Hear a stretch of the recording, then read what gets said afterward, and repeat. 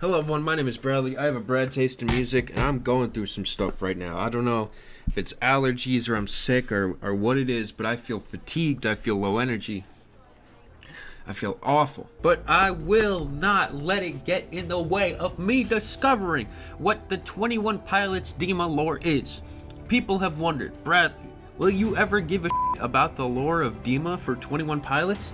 It says, a couple of people in my chat. I don't know, it's not really a super common thing, but I do think it's going to be very important in understanding what the new Skeld and Icy album is going to be going for. So, in preparation for it, I'm not excited for the album. I am excited to learn about the lore. I have a good feeling that it's going to explain a lot about, first of all, there's Blurryface and Vessel and and then, of course, the only album that matters, Trench. Which, of course, there's a lot of Dima references in Trench, with East is up. Yeah, I hear this one, I fearless on the low. East is up, we baking on this fucking bacon show. East is up, when bitches come together, they will know that Oh, looks like I'm in the call. Hello, this is Bradley here with the Brad Taste in Music, and I am here to be educated on the lore of Dima. I've heard that you are the gatekeepers of such information. Is that correct? Yes, we are. Yes. I see. Well, I'm gonna let you guys take over, and I'm gonna let you guys teach me the ways of the Tyler Joseph. All right. Okay, So, Do you want to start by introducing yourselves? Yes, please do. Yes. okay, so I'll go first. My name's Cheyenne. I am. I have a stan account for 21 Pilots on Twitter, and I'm really involved with the Trench and Dima lore. That's kind of where I specialize. Um, I have been focused on the lore for about 4 years now, with the help of Kars. So collectively, her and I have kind of created a narrative and a timeline.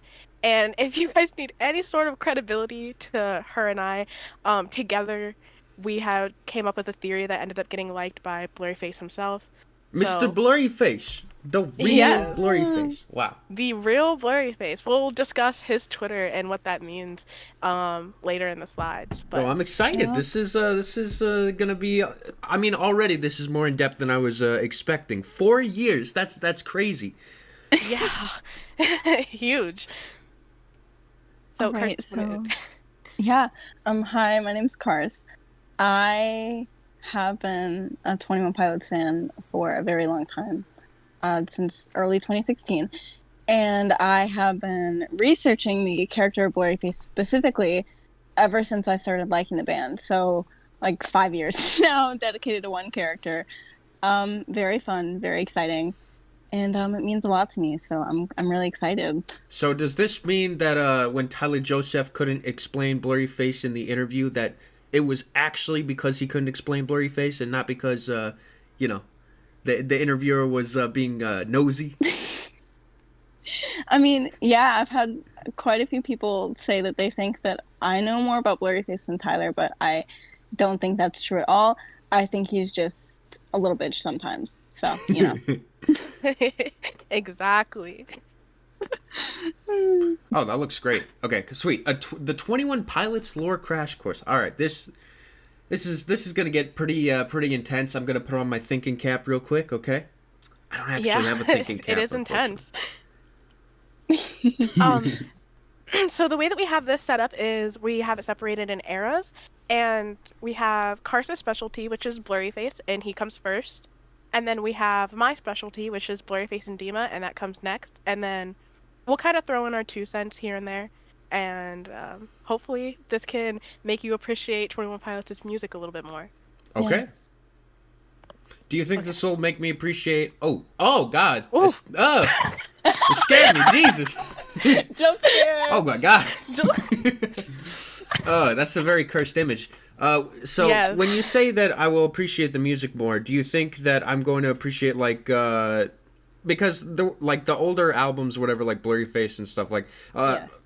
I did kind of skip over a lot of the lore stuff. Do you think that I will enjoy the songs more understanding these, or? Yes. Oh, for sure.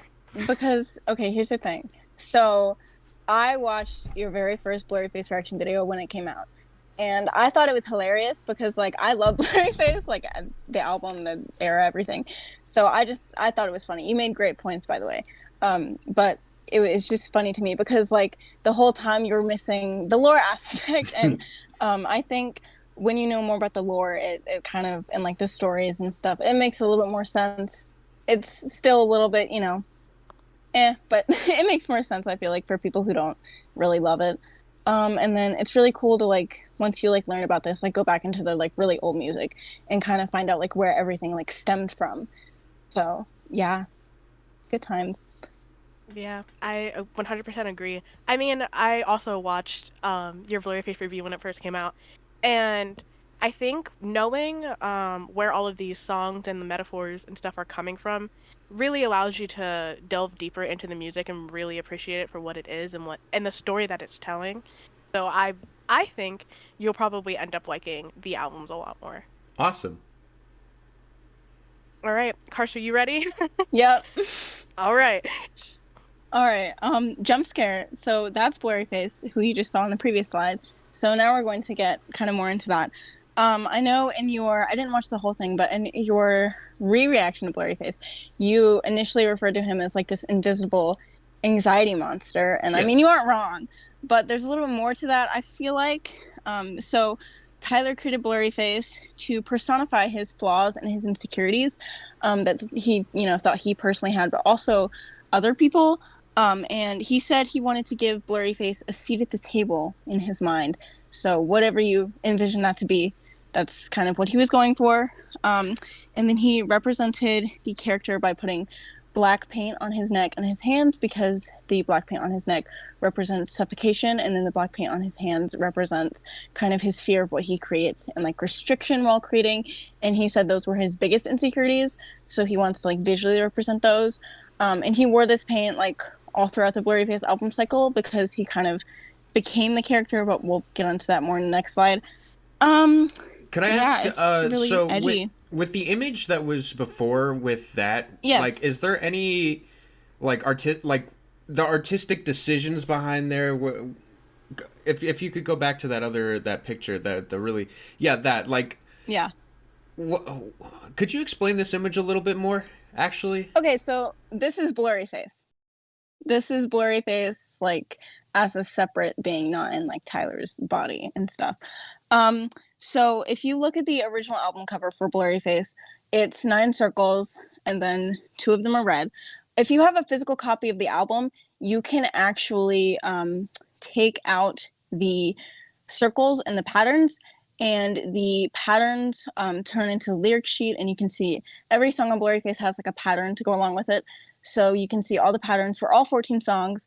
And then there's an overlay, and this is the overlay that they put in the album. So you can like take Blurryface's face out of the album, and it was a stylistic choice to kind of show that the album in itself was like a window into who Blurryface was. So this is Blurryface. He's got the red circles. He looks like Nightmare Fuel. That was kind of the whole decision. Yeah. Looks a little, creepy, scary. I like it. It's like really chaotic. It's what I would imagine something as ugly as facing your insecurities would feel like. So. Exactly. It's not a very pretty experience. So. All right. So I think I'm starting to get it a little bit more. So if I can recap a little bit to make sure I'm on the same page here, could you go to the next slide also? Oh yeah, for sure. Okay. So. This one? The one before. So. Where I was saying that, like, Blurryface is, like, an embodiment of anxiety, it's more specifically, like, pretty much his insecurities kind of personified into an identifiable... Into a person. Yeah. Yes, into a character. So his insecurities, his flaws, so, like, anything that he doesn't like about himself or he thinks that, could be better or that he should change. And it also kind of stems, too, into, like, what society wouldn't like about him. And, like, kind of stems from, like, that whole thing. Is that maybe what the whole radio thing was all about? Like, Yeah. Yes. All right. It's starting to click a little bit. Okay, all right. But, there's the whole, like, he felt that who he was on the inside that he was trying to not show everyone was a little bit edgy and out there. It wouldn't fit what mainstream had going on. So Yes. Fair enough. that's kind of where all of the "you'll never hear my songs on the radio" came from. Yes. So okay, so that did come from like fairly local or whatever, which Yes. with Yes. that, so that was like Blurryface speaking is like this song will never be on the radio. Is Yeah, that's like a so- deep down fear of his, or is that like Yeah. It's really interesting because the deep voices at the end of songs, as you know, are Blurryface. So whenever there's like a deep pitch in either the main vocals or the backing vocals, you basically get the idea that's Blurryface speaking, like in front of Tyler or for Tyler or behind Tyler. And it's just really interesting because sometimes a lot of the songs, the great thing about Blurryface is that there's like, okay, so there's like, you know, the meanings of the songs that like Genius or like, you know, all these like explanation videos would tell you. But then the beauty of 21 Pilots music is that it's meant to be written to where anyone can interpret it however they want and whatever fits them best and like however they want to. So a lot of Blurryface, you could, you know, kind of interpret these songs as being within like this story of Blurryface and like the cycle of, you know, Blurryface that Tyler was trying to, you know, show and sing about.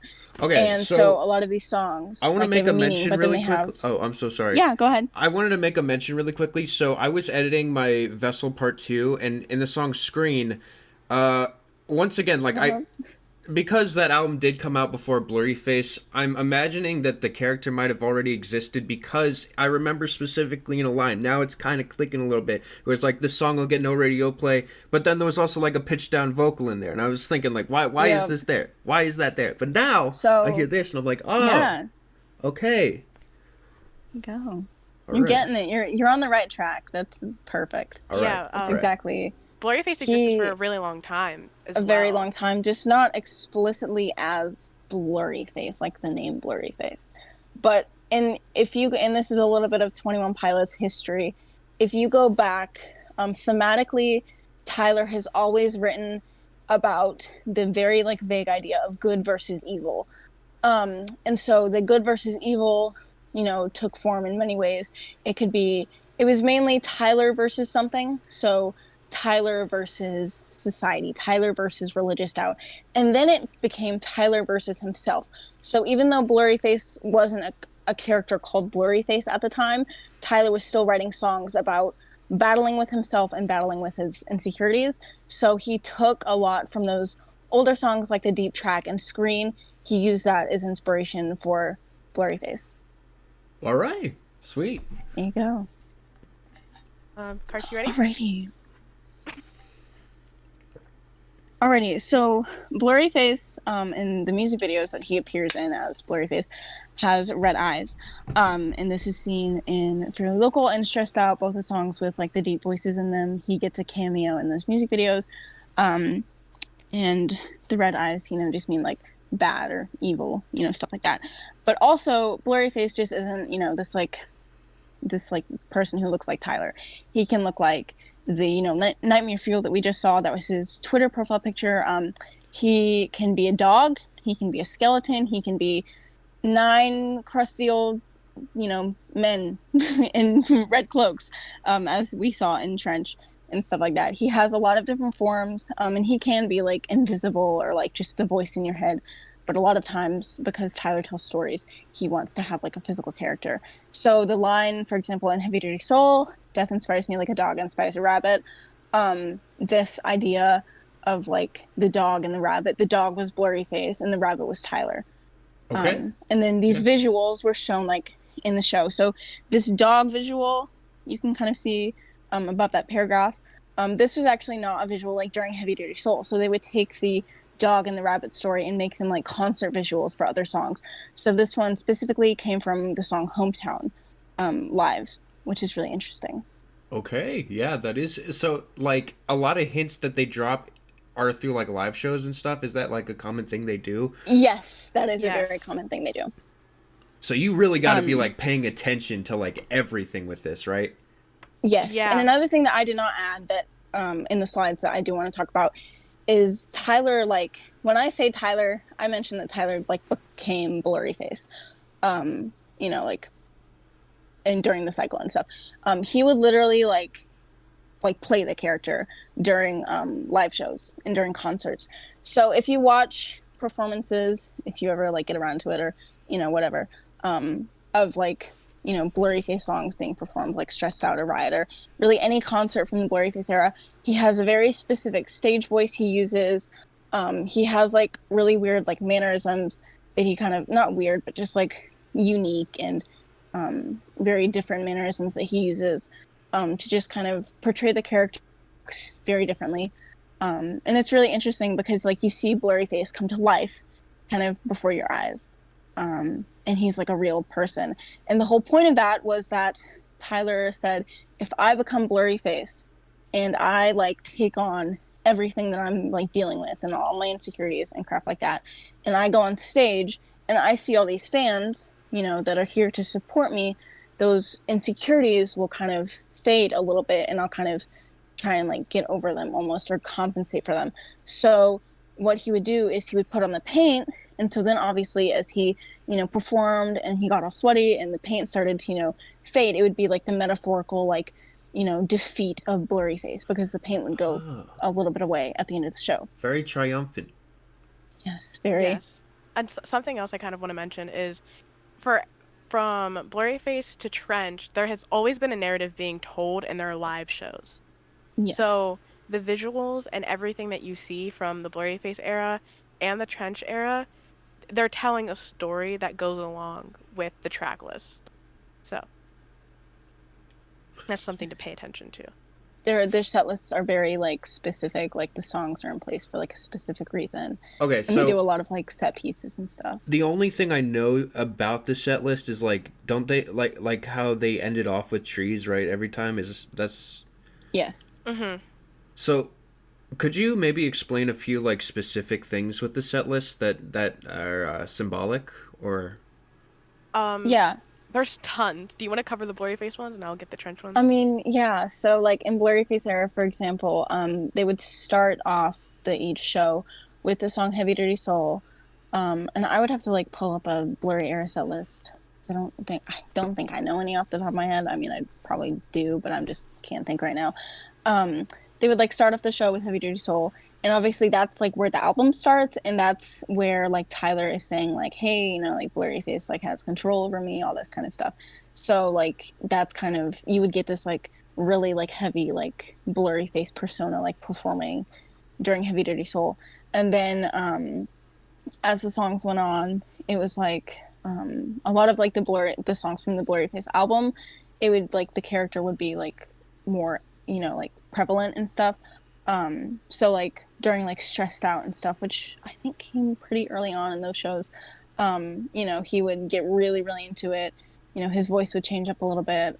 Same thing with like Lane Boy and Fairly Local. In Lane Boy, they have this like little section before the show starts, and it's this deeper voice, saying this little monologue about temptation and why do we kneel to these concepts and stuff like that. And that ties more into like Dima and Trench.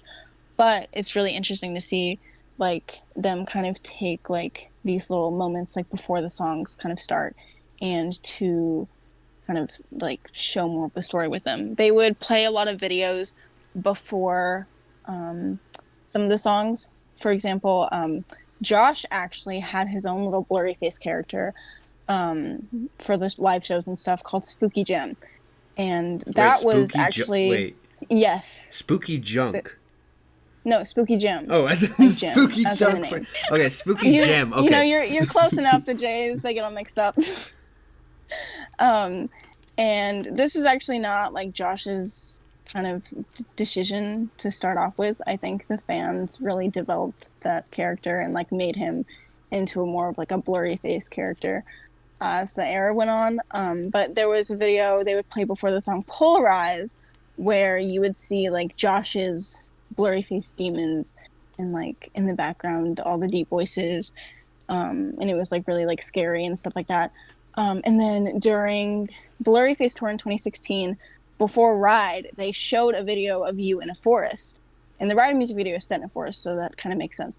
But in this video before Ride, basically you were stuck in a forest and there was like really heavy breathing, like you were like, you know, borderline having a panic attack, and then all of a sudden you would see Blurryface, like not Tyler Blurryface, but more so like the Blurryface in that very first slide, you know, Nightmare Fuel Blurryface, and he would like jump up on you and like, you know, like jump scare you. So is that It to was like very- represent that like in a situation where it's already like bad, it just gets worse? Like Yeah, so it's actually really dark and twisted because Tyler usually, you know, uses like the image of like, or the imagery of like forests and trees and stuff to like call out for help and stuff like that.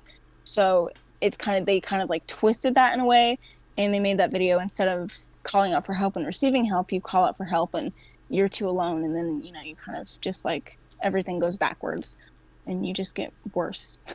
I see. Yeah. Yeah.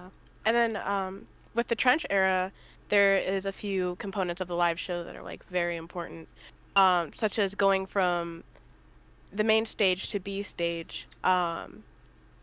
When from the first leg of the tour, Tyler went on a bridge that lifted up in the air that took him over to B stage, and then the second leg of the tour, he did what we called the Nico walk, and he would walk through the pit.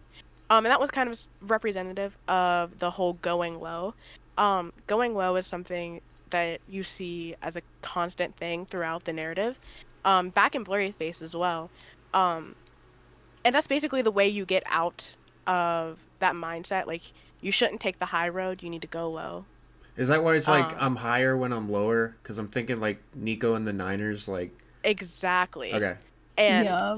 and there's also visuals that have when, such as like jumpsuit, there is an eye in the back that goes from yellow to red, and as it goes from yellow to red, it symbolizes Tyler's going back to Dima, and it a repeated escape. So it's just small things like that you really have to pay attention to, Okay, so to catch on and really understand. I'm a There's little even- confused. What is Dima? We'll get into that there. later. Okay, all right. We'll get there. All We'll right. get there. We got to get through Blurryface first. I know Yeah. it's kind Can I of. just- Yeah, Yeah. we'll get there. So, Can you guys hear me? Yes, we can hear you, Tina. Oh, okay. There's even a part in what song was what I think it was. Oh my gosh, I forgot what song it was, but where the lights are all yellow and green, and then when they say the name like Nico, the lights turn Morph. red for Morph. a second. It was Morph. Yeah, Yeah. Morph. Morph. The Yes. lights literally they say Nico, and like just on the two syllables of Nico, like red lights flash on stage for a second. Like just just Yeah, small things like stuff that. like that. Yes. So, Karsh, you ready? Yeah. Alrighty, so Blurryface's Twitter account. This is probably the most fun part, in my opinion. And That's a the Twitter really account is still interesting there. bio. Yes, very interesting bio. There was a lot of like fake Blurryface Twitter accounts, so he had to try and clear that up himself, and it didn't really work because there are still people in 2021 who believe random cryptic 21 Pilots related Twitter accounts to be affiliated with the band, but that's another story for another day. So Blurryface's Twitter account, to market the album before it was released and to kind of help the fans like figure out who Blurryface was and kind of put the character in the fans' hands, they gave him a Twitter account. I don't know who greenlit this, but it was very interesting, and we'll get more to that later. But the account was really active kind of before the album release, so like April, May 2015. The album came out on the 17th of May in 2015. And then it would kind of like delete all the tweets, go like dark, whole blackout layout, and then it would like randomly pop back up throughout the era. And there was a couple times where like these like comebacks were a little bit bigger than others. But it was basically just really crazy. And unfortunately, people didn't document every little thing. So there will never be like a 100% like complete Blurryface Twitter timeline, but I'm really working on it. So yeah, we can go ahead and go to the next slide, I think. Okay, cool. So what did Blurryface tweet? You give Blurryface a Twitter account. What's going to come out of that? It's a very scary question. So Blurryface tweeted very oddly. He had a very specific typing style. It was mainly all caps, and he would like jumble up the words or the letters and the words and stuff and kind of try and make you figure out what he was saying. And it was very sporadic and just kind of random. And he mainly like talked about like leaking songs or like, you know, like teasing videos and stuff like that. He would give hints to like future like releases and things going on. He teased one of 21 Pilots' eventual tours, the Emotional Roadshow tour in 2016.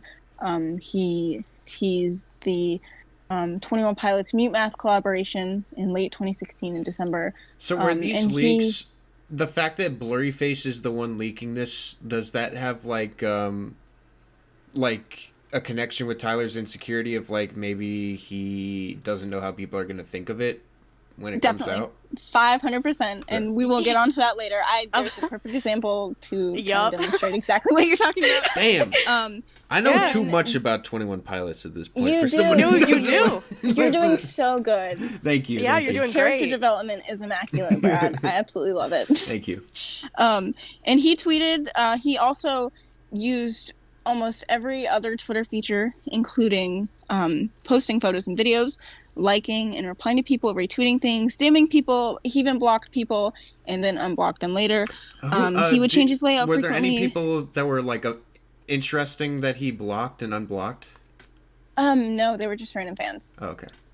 But he did he quote unquote hacked people that were notable in the fan base at the time, including the Skeleton Click account, which is like the official like 21 Pilots fan base account. And then also this account, David the Dad, who was a friend of Tyler and Josh's, an older fan, who frequently would like, he was just super sweet all around. And he kind of was like people's like source for like good vibes and stuff like that. Blurryface hacked him. So that was fun. And then he also used Twitter's paired live streaming app, Periscope. I don't even know if Periscope is a thing anymore. I think they got rid of it. But he would go live on Periscope and do very like cryptic, short, weird, scary like live streams. So that was fun. The only thing he didn't do was follow people. He's never followed anyone. So. Okay. Yeah, very fun. And then I have some examples on the next slide. So this is kind of what Blurry's Twitter was all about. People did take screenshots of like the DMs and stuff. There's actually lots of like visual documentation, but it's just not every little thing. So I mean, I will say missing. I really do appreciate how like the messages actually do look really intimidating. I mean, they do. Yeah. It was very scary. It was absolutely terrifying. I mean, I have like a lot of like personal stories from like reactions that I've had, but like, you know, when you get like a tweet notification from Tyler Joseph's insecurity complex in all caps and like randomly like spaced and stuff, like you're a little bit freaked out. Fair enough. And I mean, we can get more into that, but you know, it's a little bit crazy. So we have some random tweets, DMs. The person he DM'd, he later blocked and then unblocked them. He's liked things. A lot of things he liked specifically were hints towards what was coming next. So, for example, right before Stressed Out was released, he liked a lot of tweets with the word stress and the word out in them. Same thing with Lane Boy. And then also for like the Lane Boy music video, he liked a lot of tweets with like the time like 11 a.m. in them. And they were just like completely random. So people like thought it was just random tweets he was liking. But they were all intentional. And they all like give hints as to what is coming next, which that's a big part of what we're going to get into later with Chey. So that's really fun. He tweeted some photos and videos. He liked to tweet things in reverse too, which was really interesting. And then some notifications from when he went live and him replying to Tyler, which was funny. Something that's also really important to note is I don't think Blurryface has ever left a tweet liked for more than a week? Yeah. So he doesn't leave tweets liked for like more than a couple days at a time. Do you think like that's because like Tyler or whoever's behind the account doesn't want to like confuse people, and when something's liked it's for hints, or do you think that's like trying to undo and go back and like erase? Or I think multiple reasons. I don't really think Blurryface just wanted to be weird and cryptic, and so, you know, when you're kind of weird and cryptic, you want to get rid of the evidence and all this Fair enough. kind of, stuff.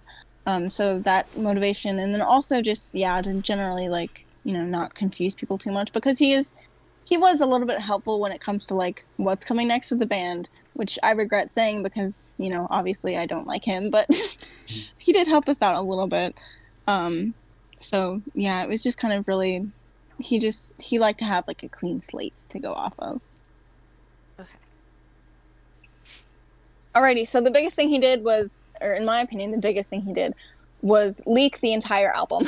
Oh, wow. So on days up to this leak, he tweeted a bunch of random stuff like pertaining to leaks.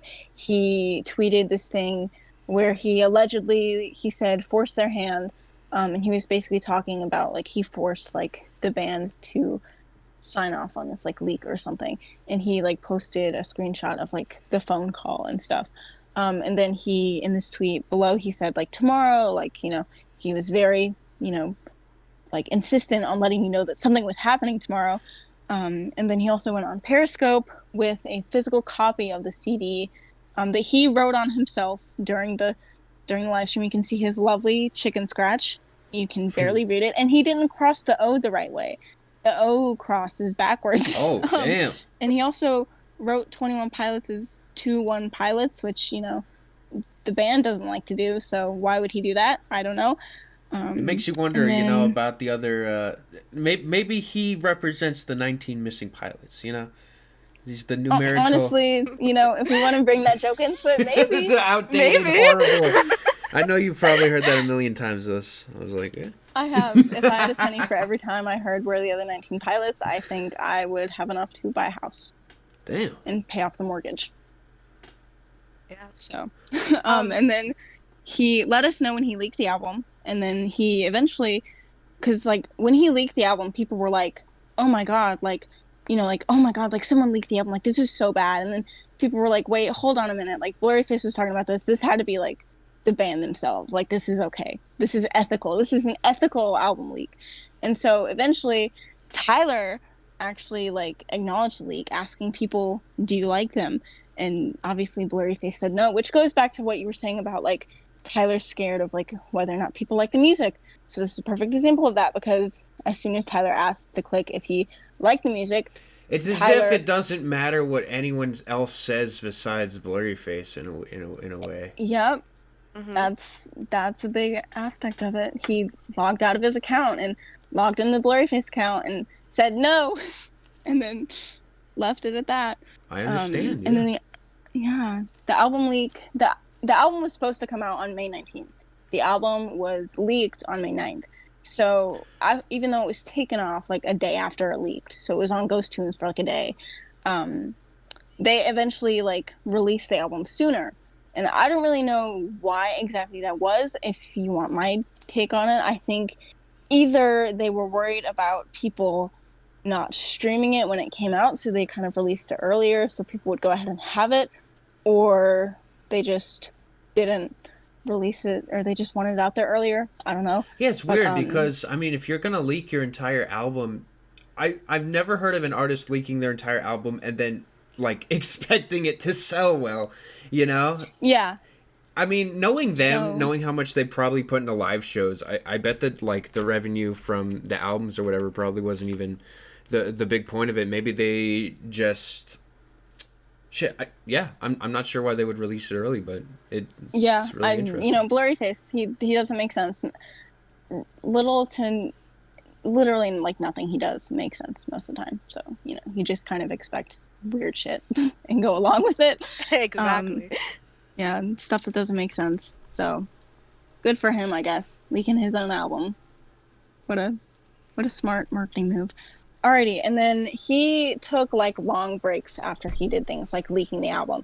He actually told everyone that he was fed up with everyone on Twitter, and then he went like dark. And then he would come back sometimes, but it was never like a big comeback, and his layout was all weird and everything, and all black and all that kind of stuff. And then he came back in 2016, most notably in March, and then on the 28th of March, he tweeted out this photo, and it's of himself, And then on the photo, there's like all these like letters and stuff. And if you put them together, you got a link to a site called facesareblur.com. Unfortunately, this site does not exist anymore. So you can't visit it now. You could a couple years ago, but it's since been removed. Much and the like domain the ran out. tweets that were liked and everything. It's like everything that's done is just like wiped away. Everything is gone eventually. So you got the link, and then if you clicked on the link and you went to the site, it was just this like black screen, and then in the middle it said tib@facesareblur.com, which is an email. And so obviously people emailed it like, what the hell is this? And then if you were lucky and you got the timing right, Blurryface would reply to you, and he would say it's not over, and it was very terrifying. What's up, you guys? Today we're calling Blurryface at 3 a.m. in our fort. We're gonna see if he replies. All right, one second. Yeah. Okay, wait. exactly. Actually, my camera's dying, so I'm just saying this because everything's recorded, whatever. So I'm just turning on the camera to the actual video recording where I'm recording the call, so that I can just, I'm gonna throw myself small in the corner over here real quick. Alrighty. And then I'm gonna turn off the camera.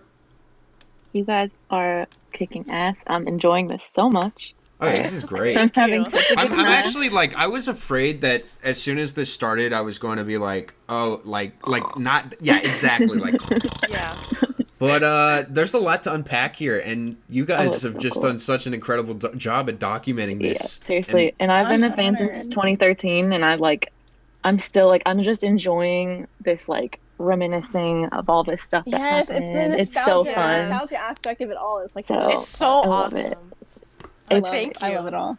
Thank you for the compliments. Mm, It's really oh, nice. I'm very honored to be here right now. Yeah. I'm amazing. just I'm just waiting for us to get to the tweet that Blurryface liked of Chey. I'm just waiting for you to drop that. I'm like, Yeah. It'll be coming up here Not- soon. Yeah. You guys are all giggling. I'm just like, what the hell? What are we talking about? You'll find out soon enough. Well, Yeah, it's I mean, nice. this is gonna become a video and whatever, so a lot of people are actually Yes. gonna end up learning a lot about this, which is Yeah, awesome.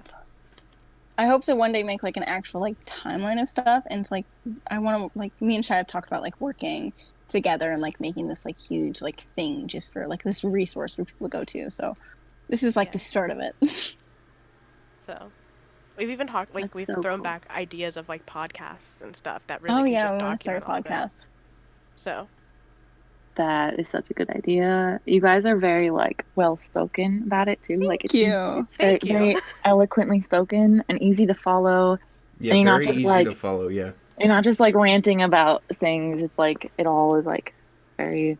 It's like you know your stuff, and it's very like you're picking good things to bring up. So yeah, Yes, this is an extremely like condensed version of Love it. Blurryface. I could talk for like 6 hours on the character Right. because right. there's That's like like- the Twitter stuff, and then there's like the character himself and like his personality and like all the different things Oh, that yeah. go into it. I could know, talk for I know you're hours. like practicing restraint right now. So that's like I Yeah. respect I you. Yeah. I'm letting you I'm know you holding don't have back. to restrain yourself. Look, I'm engaged right now. I'm not gonna be like, all right, hurry up, come on, explain it. Like, why aren't you explaining what a blurry face is? Okay, that's it.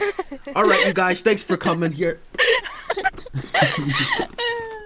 yeah, I mean, it's just so like it's packed from like start to finish, and it's only getting bigger. Every single album, the narrative just gets bigger and bigger.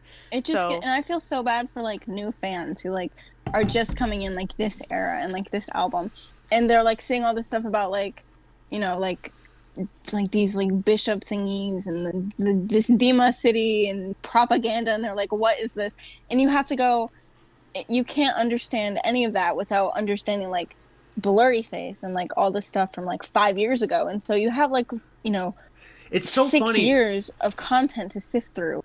You say this, and like anytime someone would tell me something like that, I'd be like, yeah, but the music, blah blah blah blah blah blah blah blah blah, right? But now it's like, now that I'm starting to actually sit here and be like, okay, let's learn what this actually means. It's like, oh, so it's not just an excuse for the music. It actually is something that exists. That Yeah, is and- part of it. That's a really big selling point I use when I try and convince people that the music in Blurryface, like, from an objective standpoint, isn't complete ass. My favorite song Yeah. from 21 Pilots is Fairly Local, and I think any music critic hearing those words come out of my mouth would like immediately cringe because, from an objective standpoint, it's like very like basic and like, Well, boring, almost like what's really trappy. funny is like if you would have told me that at the beginning of this call, I would have like been like, all right. Well, anyways, you guys, thanks for coming here. Exactly. But you're saying You have that to now, hold and I'm back like, those I statements. understand because that's like a very lore-heavy track, and as someone Oh, who it is didn't, extremely lore heavy track. Tyler yeah. and Blurry are arguing the whole song. That's the point of the song, and So I like the bet as meaning someone who behind it. like documents all of that, it's probably like an overload of information. Yeah. It's really interesting once you like learn about all this stuff. Like learning about, especially like going like later when Shy starts talking about like Dima and Trench, like listening to the album again after like understanding what he's talking about is so cool. And then you can go back and you can find all the Blurryface stuff, and then you can like go back into like really really old like music and stuff, and like see him like talking about like all these concepts, like it's like separate like place or like this separate like person that he's talking about, and you can like be like, oh my god, he's referring to like what eventually becomes Blurryface or Dima or the bishops and stuff like that. All right. Yeah. Alrighty, are we good to go? Yeah, I think so. Alrighty. All right, let's go. Alrighty, so then after he posted this weird photo of himself with all the links and stuff, on April 2nd, he tweeted a little poem to his account. And the poem reads, "You never wear blue, never wear blue. Blue is a sign of defeat. Wear it one time on stage as a sign, and I'll stop tormenting your tormented fleet." And before I, get more into this, this is a really like heavily debated topic in the 21 Pilots like theorist community, because some people believe that he's talking about, his own defeat, like blue is a sign of Blurryface's defeat, and then some people think that blue means like Tyler's defeat. It's, kind of debated, and you can form your own opinions on it. But basically, what happened with this was that he tweeted that, and everyone was like, "What? Like, okay, and so 21 Pilots is scheduled to play the NCAA March Madness Music Festival later that day, and Tyler came on stage wearing a blue jumpsuit, and so everyone like flipped their shit. Everyone was like, "Oh my god, this is the craziest thing ever! Like Tyler is acknowledging like Blurryface's Twitter in a show. Like this is crazy. This is like a big like mainstream event too. Like that's wild." And then the Faces Are Blur website turned blue, so it was like this is like crazy event because like something Blurryface did had like real life like consequences and events that happened afterward, and it was just kind of like this turning point because people realized that like Blurryface as a person, like as a separate person, had lots of like control over what was happening with 21 Pilots. If it wasn't already evident in the album, it was a lot more evident now because now he was controlling entirely what like Tyler did on stage on this like big like hugely like covered music festival for the NCAA. So it was kind of crazy. And then after that, of course, like Blurry said, he would stop tormenting your tormented fleas. So he left Twitter for a little bit. He didn't really keep his promise. He came back a little soon after that, but it was fine. Hey, you can't. He left us alone I for a while. understand. I understand. It's like, was this the only time Tyler ever wore blue on stage? In the Blurryface era, yes. Okay. So basically, 21 Pilots has like a little color theory going on. Red means Blurryface. Yellow means like the in-between area. And then blue, I mean, we thought it all meant the other side. But with this new album, it's about like Blurryface having more control. So that whole question is kind of up in the air for some people. I mean, I'm still pretty set on my ideas of what it means. But for other people, it just kind of got really confusing. But we can definitely talk about a lot of that later and stuff. But, Tyler's wardrobe, especially during 2016, during the Emotional Road Trip tour, like their like stage outfits were very set. He has in the beginning of the show, both Tyler and Josh wear suits and ski masks, and then during Lane Boy and during his ukulele songs, Tyler wears like a kimono, and then like the beanie is worn for a lot of the show. And so like their clothes on stage don't really change ever. They have like set costumes. Same goes for Blurryface tour. They wore skeleton hoodies beginning of the show. Same thing with the kimono and like the beanie and stuff like that. So this blue jumpsuit was very strange because usually they had a pretty consistent wardrobe, and even if it wasn't like the regular like skeleton hoodie and stuff like that, they would keep it white, black, and a little bit of red sometimes.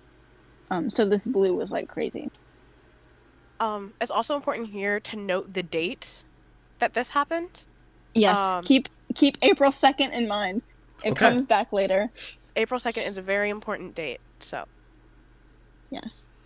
So now we're on to my specialty, which is Dima. Ooh. Oh, well, finally. Oh, my God. Well, first of all, before we get into Dima, let's digest, first of all, that Blurryface section, because that was a lot. So, good job, Cars. Yeah, way to go. Way to go with that. So, does that, like, mark the, like... the end of the Blurryface count? Yeah. No, I tried to condense, like, the important information that I thought was relevant later on. Blurryface, we'll get into this later because, there's a slide about the Blurryface Twitter right after this. But, he, after the Never Were Blue thing, I think he did some stuff, and then he leaked the, he teased the 21 Pilots Mute Math Collab EP, and then he also teased stuff about the Heavy Dirty Soul music video, and then after that he went completely silent. But that was just like the really, really important stuff. He did plenty of other things, and obviously like that wasn't like the end of like Blurryface as a character, because the era lasted from March 2015 to July 2017, summer 2017. July 6th. Yes, July 6th, 2017. So, throughout that whole time, Tyler was playing Blurryface on stage. So Blurryface was performing every single show. And then, of course, they were releasing music videos and stuff like that, with like Blurryface hints and, like lore-related stuff in them. So it was, jam-packed. This is my specialty, and this is Dima. So, where did Dima come from is a question that I get asked a lot. At the 2017 APMAs, when 21 Pilots won most dedicated fan base, Josh accepted the award by saying, "Tyler can't be here right now. He's busy severing ties with Dima."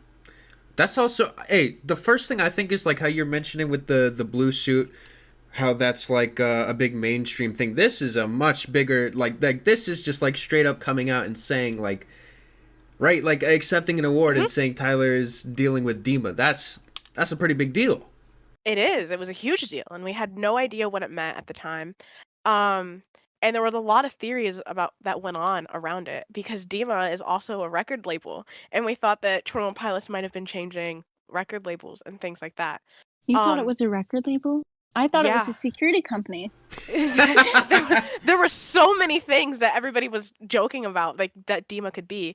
But shortly after this, Blurryface showed himself again, which would be the first time since, I believe, January of 2017, by liking a tweet, which then would become the structural concept of where Dima stemmed from. So this was the first clue that we had to where the narrative was going next. So Blurryface liked a tweet saying, "Cutting ties with Dima theories, Tower of Silence." And the Tower of Silence put emphasis on vultures and also put emphasis on the structure of the tower itself. The Tower of Silence in itself is kind of like a very heavy topic. What the Tower of Silence did is they would take dead bodies and lay them out for vultures to feed on, because they believed it cleansed their souls. So from this forward, there was radio silence from the band. The hiatus eye has closed. We knew nothing about what was coming next. I'm going to step in. That doesn't know about the hiatus eye. Okay, so, well, actually, what I'm about to say is this is about where I, come in, actually. This is about where, when I was, making my videos and stuff, I remember when the eye, opened or whatever, when they were announcing Trench, right? And you're saying with the vultures, Trench, Yes. So, yeah. Yes. That's where it's all kind of leading with all Yes, this. this is where it's Yes. leading. So also it's important to note that the Tower of Silence was based off of the Zoroastrian culture. Um, and the reason why that that religion ended up failing in the first place was because there was a lack of vultures. So Really? the vulture, yeah, so to like feed on the bodies. So there is a huge emphasis on the vultures and what they mean and why um we see them so often throughout this whole narrative. So, And also, I would like to step in and say this same like culture that Tyler like chose to base this whole like towers to science thing off of. The whole premise of that idea was good versus evil, which, like I said, thematically is like what Tyler writes about. So, it just kind of all ties in. It's really cool. yeah. So after that, we heard nothing from the band for about a year. And then on April 20th, 2018, there was an update in the 21 Pilots merch store website. And this was on the vessel section where you could buy vessel merch. It appeared to have some sort of code on it that led to a website. And this website is what we know today as dmaorg.info. So this is kind of where we get introduced to new characters, the new album, and teasers and things like that. So after this, we get sent to dmaorg.info, and when you go there, you are met with a 404 error, and it says, "You are in violation. They must not know you were here. No one should ever find out about this. You can never tell anyone about this. For the sake of others' survival, you must keep this silent. You must keep this silent. No one can know. No one can know. No one can know." And then it has a violation code. If you look at it, it also is kind of written in the way that Blurryface would Yeah, I write was something. about to say, huh? It's a little sus here. Might be some blurry faced interceptions going on. Yes, and there's a huge theory that I have and that Karst and I have that comes back to this. So we'll talk about that towards the end of this narrative. Yes. So the secret message within this is all of the capital letters spell out East is up. And later Ah. on in the narrative, this became the message for the true way out of Dima. So this was kind of East is up ends up becoming something that you hear in Nico and the Niners, and is a very hopeful thing, and is often represented by a pitchfork. So keep that in mind as well. Okay. So you see the violation code, and when you take that violation code and you add it on to dmaorg.info, it takes you to dmaorg.info/found/the violation code /clancy.html. All right. So this is And the introduction to Clancy. Okay. Right. yes, All this right. is an introduction to Clancy. So on this website, you are handed a bunch of letters signed from a character named Clancy, detailing his experiences living in Dima. Um, this is 21 Pilots is a very careful band when it comes to their lore, and what I mean by this is Clancy showed up in the ninth year of the band, the ninth year of the hiatus, the ninth month of the hiatus, and there were 9 updates on the website, and there were 9 bishops, 9 blurry face circles, and so all of it falls on nines. And then when you read Clancy's first letter, And then Trench was a 9 out of 10 album. Also, that too. I'd give Trench a 10 out of 10. It's my favorite album that they've ever Bro, made. I'm not even mad. Like literally it's one of those albums that as like just even someone who just casually listens to it, like the sound of it and everything, it's so pristine. It's so good. Um, and when Clancy, like, on Clancy's first letter, he says that he began to question Dima in his ninth year of living there. So it all kind of fell on nines, and there's 9 towers as well in Dima. So that's just kind of like something that I really love about the band is that they're always very consistent, with all of their lore, and it's confusing, but it's a very consistent timeline. So, Clancy. This is where we get into him as a character. Who is Clancy? Narratively, Clancy is one of the only insights we had into the world of Dima. In Tyler's words, Clancy was an absence in the story that the Click had inspired.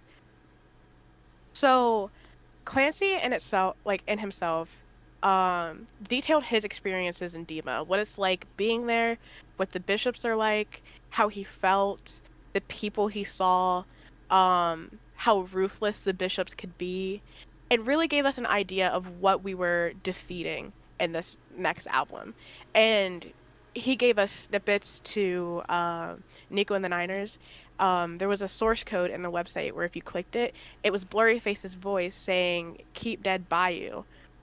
And later on in the narrative, Ned and like Ned's Bayou became a huge thing. But when you reverse that, it says "We are banditos." It's all coming together, dude. Everything strings together. Yeah, everything that they've ever done really comes back to one thing, and it's really cool. Um, and if you listen to Nico and the Niners, there's parts that are reversed, and they give hints. They say, "Banditos, we will head true east, so east is up." Comes back. We denounce vialism, which we'll also learn about in the next few slides. Wait, we'll So, denounce what? Well, vialism. vialism. Okay. Yes. So that's kind of like where Clancy came from, and he was a huge, huge component to us understanding the trench narrative. And anything that happened regarding the narrative, Clancy was the first person to update us on it. Okay. So Clancy was like a survivor. Yes, exactly. Well, we'll see about that. I'm not sure if he. Oh yeah, I don't that's know. right. I do see. As soon as I heard the name Clancy, I was like, didn't something happen to Clancy? I was like, oh yeah, that's right. So all right, yeah. Yeah. So, how did Clancy influence the narrative? Clancy influenced the narrative because he offered a first-hand view of what it was like inside of Dima, and the treatment they received from the bishops, also known as the Nine. There's an there was an update on DMA.org that had shown, well, had entailed exactly what the jumpsuit music video was, and told us who, who was standing there, why it happened, and gave us some sort of insight on the interaction that Tyler had with his bishop, Nico. So when you say Clancy was a perspective, do you mean like the camera or whatever was like supposed to be through his eyes? Because I remember, weren't they like walking through like a trench or something in the video? I don't even remember it. There was just like a whole bunch of stuff going on there. Is that also going to be explained too? Yeah. So what happened in the jumpsuit music video was you saw Tyler running away from Nicholas Verbaki, and that is his bishop. Clancy has a different bishop than Tyler, and so does everybody else in Dima. They all are assigned a bishop. Clancy's is Keon's, and Tyler's is Nico. So Clancy said in the jumpsuit letter that it seemed to be a blur to him. He couldn't remember it all.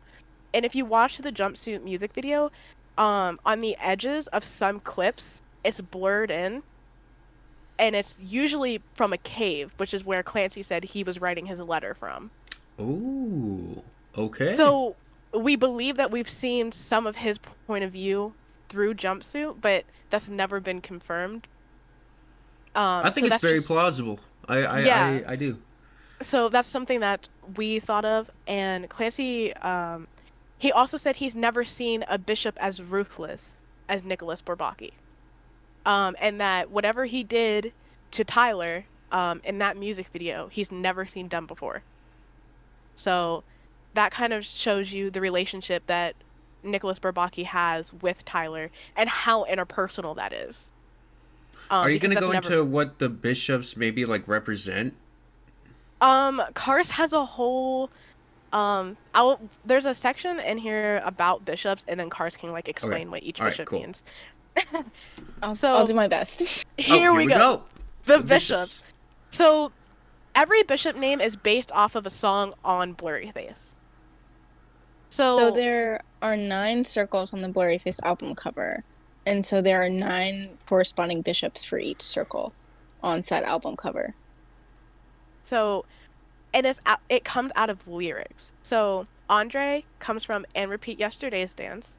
Lisden comes from "All I Feel Is Denial," which is from Polarize, and then Andre's from Fairly Local. Keon's is "Choke on Smoke," and that's from Heavy Duty Soul. Nico is the exception. Nico is based on Nicholas Bourbaki. He does not have any sort of relation to a lyric, but we thought that Nico was supposed to relate to Stressed Out, because at some point we thought his name was supposed to be Nigo, like Nigo. And that's a lyric in Stressed Out, like if you put the lyrics together. And it was at first, and then it changed. Like the website updated, and then it was Nicholas. And Okay. if you notice, Stressed Out is also the most successful song. And we know that Tyler likes to um, mess with the mainstream and kind of use it to his advantage in media coverage. So then we have Rizdro, which is Temperature is Dropping, which came from Doubt. So Carver, She's a Carver, which came from Tear My Heart. Nils, Down, I'll Slip Away, from Goner. Batomo, Will They Be Alive Tomorrow, from Lame Boy. And Listo, List of People. And now each one of these songs all deals with a different insecurity as well. So, Cars, if you want to talk about that. Yeah, I'm really interested because like, yeah, that's yeah. Please take it away. And then another thing I want to add is that a lot of these bishops, so Blurryface has like a lot of different like parts and like qualities to him, and so I like to think, and we didn't ever get any like information on like how each bishop like acted or like what their personality was like. We only got insight on what Keon's was like because Keon's was Clancy's bishop, and then we got a little bit of insight on how Nico acted.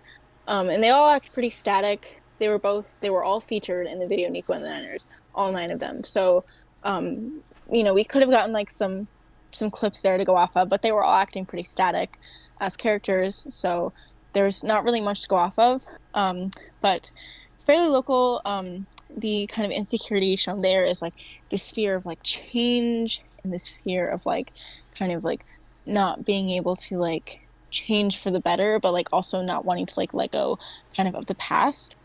And then Polarize, see, some obviously, like I said, all of these songs are like open up to interpretation. So, it might mean different things for different people.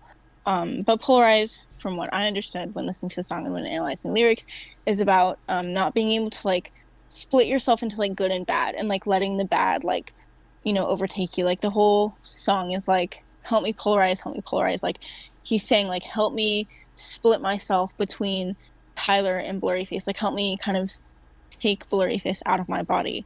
Okay. And like, kind of get rid of him, make me a good person again. So just kind of this fear of like, not knowing really who you are and not being able to like split yourself up into good and bad. And then Keon's is kind of like represents like the cycle of insecurities and like kind of not being able to break the cycle almost. So Heavy Dirty Soul, and I'm gonna go off on a little bit of a tangent here. Heavy Dirty Soul was the last music video we got in the Blurryface era, and the music video featured like a car I don't know if you've watched it, but it's basically a car going around in a loop and like basically almost, I think, trying to like run over Josh in the process. And so eventually, throughout the music video, the car starts to fall apart during the cycle, and it eventually just like breaks down completely. And in the beginning, there's a black cloaked figure driving the car. Like it's kind of a metaphor for like who has jurisdiction in Tyler's body. So Blurryface was driving the car, I driving the see, vessel. because he could pull the steering wheel, right? Yes. And then also, the whole he couldn't, stay in his lane. He was driving all over the road. And then eventually he disappeared. And so then there was nobody in the driver's seat and the car broke down. So, Keon's, from what we saw from Clancy, liked to give people, Wait, like wait, the wait, sense wait. of Let like me stop home. for a second. I want to say something about the. So wait, do you think that has something to also do with like Lane Boy, with the whole like switching and just like driving like crazy, and I think Yeah. specifically with like the sound, maybe Tyler's like saying that like he feels like he has to do something different to like this extreme level, maybe. Mhm. Yeah, Yeah, and oh, it's a lot of that. Go ahead. okay. I was gonna just bring back live shows again. Before Lane Boy starts, there's a deep voice that says, "Why do I kneel to these concepts? Tempted by control, controlled by temptation. Stay low," they say, "stay low." And it's been kind of a topic that we've been talking about in the theorist community. Um, how does that relate to the bishops, and how does this go back to that? Because we think that like, why do I kneel to these concepts, meaning like Dima in general, tempted by control, not wanting to leave. There's a cycling that's going on, and he likes having control over it, controlled by temptation, but wanting to leave anyways. And then stay low, they say, stay low, which is staying low is a message throughout Dima that has constantly been told, is that you have to go lower to escape Dima. You can't just take the high road and leave. Um, you have to go low into the trenches, and which is why you see Tyler walking in the middle of a trench and not on top of it. Um, just small little details like that, we assume all does come back to Wayne Boy. So Interesting.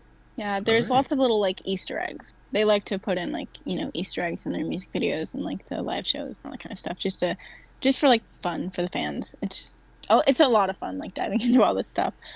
So anyways, Keon's is obviously the bishop for Heavy Dirty Soul, and the last time that we saw Blurryface as Blurryface and not one of the bishops was the Heavy Dirty Soul music video. So I have a personal theory that Keon's is kind of based off of our Blurryface in real life, like the real world Blurryface, because Keon's like to kind of give people things in return for his trust and this kind of manipulation. Like he gave Clancy a sense of home and kind of this like parental figure, and like in return Clancy gave Keon his trust and his submission almost. And so like Blurryface tweeted, gave us leaks and all this kind of stuff and like teasers and all kinds of crap, and in return we trusted him to continue to give us truthful leaks and not like manipulate us, but just But it's kind of also was like Blurryface is like a scary figure, It's yeah, and so not you not kind of necessarily a source you want to rely on. no, and exactly, like you're on the completely right track, because like Clancy was like, oh my god, like these bishops are horrible, I understand what they're doing to me, like they're brainwashing me, we'll get into that later. And he was like, I don't want to like Dima and call Dima home and call like Clancy like, or not Clancy, call Keon's this like like almost parental figure in my life, but I have no other choice but to accept it because it's the only thing I've ever known, and it's just kind of like this hard kind of roadblock to get over. And so like likewise, we know Blurryface is a terrible thing and a terrible character, and nobody wants to like him, nobody wants to be like, oh hey Blurryface, like that's that's Yeah. great. We don't like him, but he gave us song leaks, so sometimes we're like, oh, he gave us song leaks. Nice. It does seem like something. I mean, it's funny because it's like at the expense of the band, Yeah. It's very it's a tough topic to discuss, because I mean you can get it a lot deeper than that. Something that I want to add on to what Kars is saying right now is Heavy Dirty Soul was the perfect transition between the Blurryface era to what Trench and Dima became. So the idea that Keons can represent Blurryface kind of also can stem out of the fact that Blurryface was driving the car. Blurryface was there because he posted a photo of Tyler in the back of the car on Twitter. But then when you see him in the music video, he's wearing a black cloak, which we know that the bishops wear a red cloak. So he's the perfect middle ground, and Heavy Dirty Soul music video is the perfect middle ground of the two of them kind of bridging together. Yes, exactly. And then also, in the start of the jumpsuit music video, you see the Heavy Dirty Soul car and the remnants of the Heavy Dirty Soul music video. Oh, Tyler I was wearing the same outfit, that. and he had his like the same like shaped head that he did in the Heavy Dirty Soul music video, and then it goes in a jumpsuit and he's wearing a different outfit and he's got a head full of hair, and so you can like tell there's like been like a passage of time. And the Heavy Dirty Soul music video was representative of Blurryface and Tyler going to Dima. So Tyler was being transported into Dima, and it's just kind of like this whole big metaphor. Took really him cool. long enough. Yeah. How long was it for him that travel to happen? Like many months. Yeah, a year-long hiatus. Yeah. Yeah. Yeah. All right, so back to the bishops, I guess. So Nico, obviously stressed out, is kind of just like the See, this one's hard because Nico's name doesn't come from a stressed out lyric, and even though he should theoretically be based off the song Stressed Out, Stressed Out, first of all, Blurryface had complete control over Stressed Out's release. And so it's like, quote unquote, like his song. It's the most successful song. It got them the most money. It's got the most airplay. It's got a Grammy, all this kind of stuff. It's like the leader of the Blurryface single. It's the leader of the golden trio that 21 Pilots, like, got big off of, because there was Stressed Out, Ride, and Heathens that everyone knows. But Stressed Out was the biggest of the three, and so kind of like the leader of the pack. And so Nico is the leader of the Bishops. And Nico is also the most ruthless of the Bishops as well. Stressed Out is the only song that says Blurryface's full name, Blurryface. So that kind of helps too, because Nico is a nickname for Blurryface's full name, allegedly. So says Tyler. And so it just kind of adds up like that. And I think the general insecurity that we could obviously put behind Nico is being afraid of what society thinks of you, being afraid of what others think of you, being afraid of, the passage of time, all that kind of stuff, if you want to assign him a specific insecurity. I just think he's the big bad, like, got a little bit of everything, almost like a melting pot, if you will. And then Riestro is from Doubt, and Doubt is a very religious song. I mean, there's multiple perspectives, and there's one specific perspective that I really like that's about Blurryface instead of God. But Doubt is basically a song about, like, religious doubt, so I guess that's the insecurity that you could pair with that one. And then Carver, Tear in My Heart is a song about the, just, the fear of, like, trusting someone so much, and Tyler talks a lot about this in the Tear in My Heart behind the scenes video about, like, kind of what the song is about, and it takes a lot to trust someone, and sometimes you have to go through a lot to be able to realize that, this person is there for you until the end, and it's, love song, so, that's the general basis behind love, is putting a lot of trust in someone and a lot of affection for someone, and it's a very scary thing. So Carver would be like the insecurity of, like, being afraid of, like, love and relationships and trusting people. And then Nils is Goner's Bishop, and then Goner is basically just a song about, defeat and losing, losing the battle with yourself and giving into everything. So I feel that's what that Bishop represents. And lastly, not lastly, Vitomo, Lane Boy, kind of, the fear of not being able to create what you want and say what you want, and the kind of just the fear of, having to fit in or being forced to fit in. Tyler doesn't want to fit in with everyone else. 21 Pilots does not have an assigned music genre outside of, the big umbrella term alternative. They experiment a lot with their sound. Every album, their sound changes. They don't really have a set one specifically. And so, he knows that, like, a lot of people follow this, like, industry formula to get big, and they have this, like, certain sounds and, like, certain things that they adhere to and that they're known for. And Tyler's like, I don't want to do that because that means that the industry has too much control over me. So Vitomo is kind of the fear, I would say, of being controlled and being just kind of forced to stay in a box. And, maybe like this metaphorical, like, claustrophobia, if you will. Yeah. And then Listo, Ride, that whole song deals with the fear of life and kind of the fear of, you don't know really where your life is going. You're kind of a little bit afraid of dying and all that kind of stuff. And so I feel that's what Listo represents. It's just, it's kind of like fear of, like, not knowing what you're doing with your life, and, like, you don't know where you're going, and you know that you're just gonna die in the end. So why should you care about life? That kind of thing. Wow. I think that's it. Wow. Yeah. That is a lot, but I mean, I'm gonna again, like, say you did such a good job at explaining this, because, like, I was just Thank like, when you. I first saw this, and I was just, like, constantly looking at these and, like, comparing what you were saying with, like, these small little phrases and lyrics and everything, and it's just so much that you were able to, like, pull, and it all really does, like I can see the full picture. There's very little that I feel like, that is like, oh, what, what are you talking about? No, you're doing really good.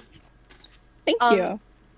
Something else that I kind of want to mention with the Bishops is, on the DMA.org website, we saw a picture of a kid and when you reverse image search it, it comes up as Andre Wheel. And Andre was our first introduction to a bishop at like ever in the Bourbaki group. So that also relates back to the Blurryface era, where Fairly Local was the first ever music video where we saw Blurryface, like like front and talk. Um, so again, just that consistency in the way that these narratives work. It all comes back again to be like full circle. So. All right. So the violation code. So the violation code is 15398642_14. The bishops have numbers corresponding to their track listings and take out the violation code. So Heavy Duty Soul is track 1, Tear My Heart is track 5, Ride is track 3, Polarize is track 9, Doubt is track 8, Lane Boy is track 6, Fairly Local is track 4, Stressed Out is track 2, and Goner is track 14. Does the And order of the bishops matter at all?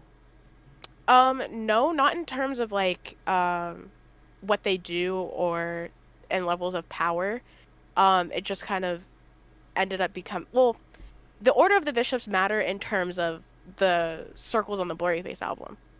So if you look at the album, on the left-hand side, the first one is the Heavy Duty Soul pattern. And then if you go across, like if you're reading left to right, the second one is Tear My Heart. The third one is Ride. The fourth one is Polarize. The fifth one is Doubt. The sixth one is Lame Boy. And then it just continues. Is there a reason for the... Okay, so I got a couple of questions. So Yeah. this all forms the face of Blurryface, right? Yes. And Yes. is there a reason why Stressed Out and Ride are red? Okay, so Blurryface, the action of blurring something. If you blur the album cover, it looks like the band logo. And also, I think this is a scary coincidence. I've never gotten the chance to ask Tyler this. I wish I could. But Blurryface had very heavy control over the release of Ride and the release of Stressed Out. And Ride and Stressed Out are the two red circles, which I think is a very scary coincidence. And they're also the successful songs as well off of that album, which I also Very think is a spooky. scary coincidence. And so I don't know if that was intentional with the whole like Blurryface control thing and that those being red. I hope it is, because I mean that makes complete sense in my mind, and I definitely think that's most definitely something Tyler would do. But yeah, and then obviously I actually want to add something here. you can take Blurry's face out. The patterns in each circle, like they matter so much that like even in the live visuals, like they would incorporate like these specific patterns into the what was on the screen like behind Tyler. Yes. So like Yeah. these patterns actually like are they like they're like significant to the everything. Yeah. Blurryface tweeted out a photo the day he leaked the album, saying that there was meaning in the pattern, which actually could be taken back to both the things about the live show and eventually Dima, the meaning in the pattern of the violation code. And I definitely don't think the Dima and meaning in the pattern thing, like, supposed to be like a thing. It's just, again, a funny coincidence. But yeah, so like in the live shows, like these patterns based on what song was being played off Blurryface, you could see the pattern for the song play behind it. So you kind of had this like visual association. Also, another thing I want to say, Chey, the Blurryface album cover is you have actually to- the inverted pattern one. Yeah. I know. have I another realized that question. when I was saying it. Yeah. What about the songs? Like, what about the other songs? Like the other 5 songs on the album? The other 5 songs on the album. Do you want to do that, Chey? Yeah. So the other 5 songs on the album don't have a corresponding pattern. They do. Well, not on the front Not cover. on the album. Ooh, Yeah, like, not on the we front got a cover. beef going on. Yeah, like not on the front cover. They don't have a corresponding like dot. So the only like the 9 bishops all have a corresponding like dot on front of the album. So, like, Heavy Dirty Soul has a dot on the cover of Blurryface. Tear My Heart has a dot on the cover of Blurryface. Things like that. And so the other ones didn't, and that's why they're not bishops. And that doesn't mean they matter any less. I just think that Tyler chose the specific songs that he felt best represented Blurryface, which I have a little bit of beef with Tyler about that one because I feel like there are definitely some songs on Blurryface that matter more to the character and to the overall narrative than the songs on the front of the cover. But that's something that I would take up with him.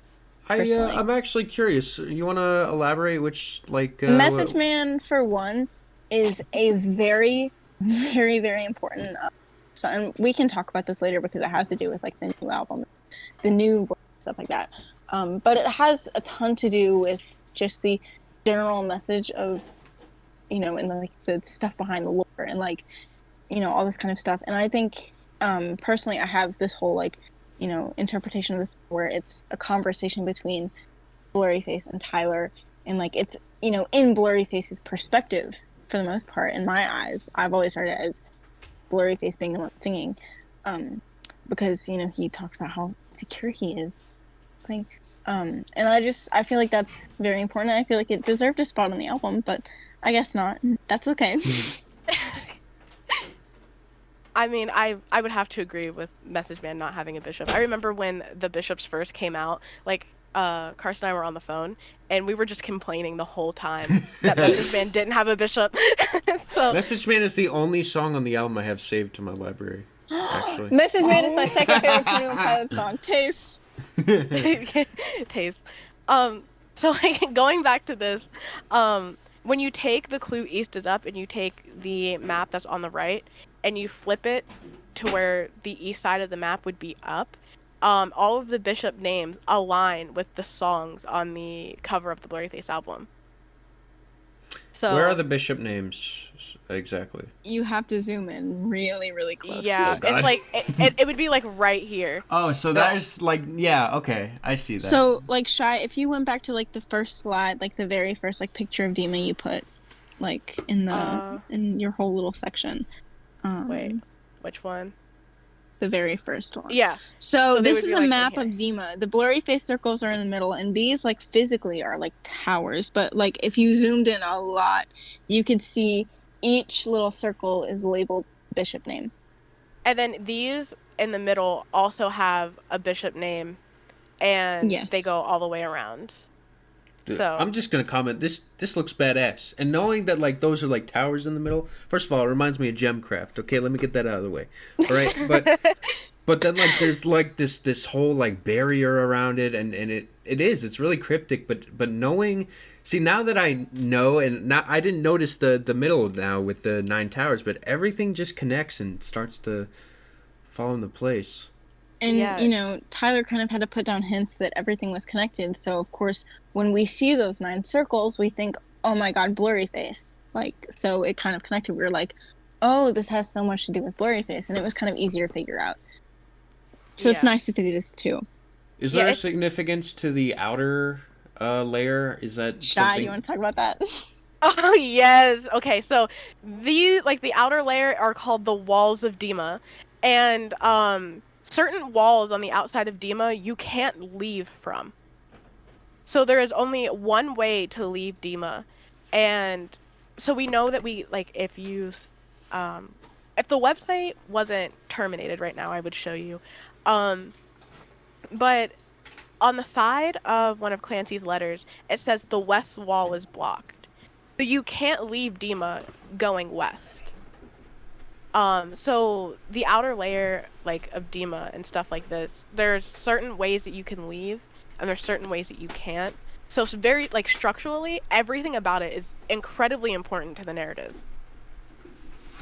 So that's kind of, like, one hint that we got towards it. Turn off and the then, fan, the rest of it is noisy. up for interpretation on how sorry to interrupt. No, you're okay. Part of it the gravestones? Yeah, so down here... Oh, wait, hold on. Wait, I got a physical copy of Blurryface right here. So, alright, I'm going to show up on the screen. Alright, hold on. This might get a little funky because I don't even know if it's going to let me because it might go infinite. Let me turn off... Oh yeah, that's really weird. Okay, so I think it's because I'm filming. All right, so I can show it on my thing, but I can't do it here. So, oh, whoops. All right, so give me a second for this thing. All right, so here I have a physical copy. Tina took out the part that's like the circles over it, and it's just all the song patterns. It looks like Yes. on this, it looks like there's more patterns though. Because there's not just the 9. If you take out all the patterns, there's all 14 patterns. It's not just the 9 circles. Well, that actually kind of answers my question I had earlier with the other songs. Yeah, so the songs are still represented. You just can't see them up front looking at the album cover, like for its like face value. You have to look inside to find the other song pattern and stuff to dig deeper. All right. Okay, so going back to like Demos, Kars mentioned the gravestones. So these little rectangles that circle all the way around the image of Dima, they're known as gravestones, and they are supposed to symbol those who lost their lives in Dima. And we'll get into that in a few more slides. But that becomes very imperative to the narrative, and the true Imperative thing to that, the narrative? yes, and the true thing that we defeat in Dima.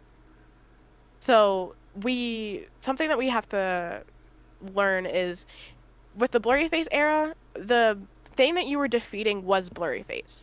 You were attacking him directly, and you were trying to defeat him, and then as you moved to the trench narrative, there was an in-between section where Tyler decided that that wasn't enough. There was something else influencing why he couldn't defeat Blurryface. And so when we moved to the trench narrative, So he we has to learned that dive deeper, basically. exactly. All And right. something that you learn in the trench narrative is that the bishops aren't the enemy of Dima. It's what they're teaching. So let me skip ahead a few slides and we'll get there.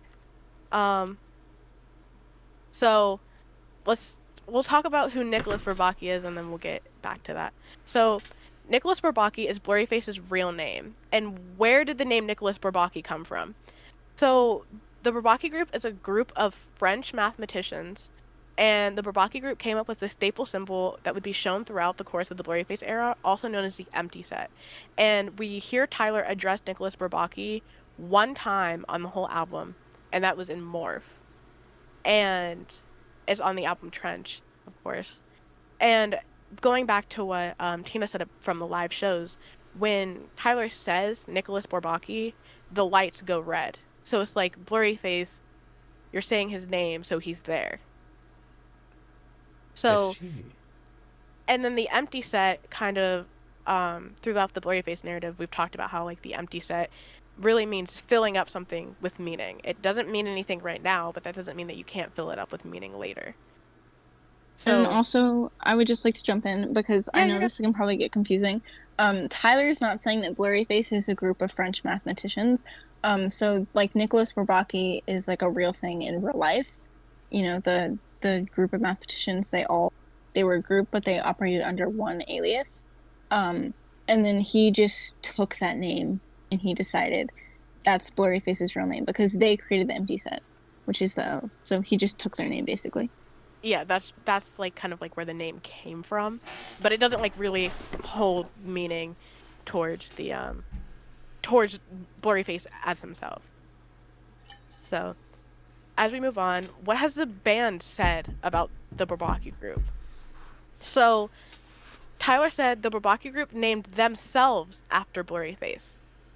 And that was kind of like a big debate for a long time, because we couldn't figure out if Tyler meant that Blurryface, if the Nicholas Bourbaki, like the Bourbaki group, because everything that they did was mathematic, but it also influenced life.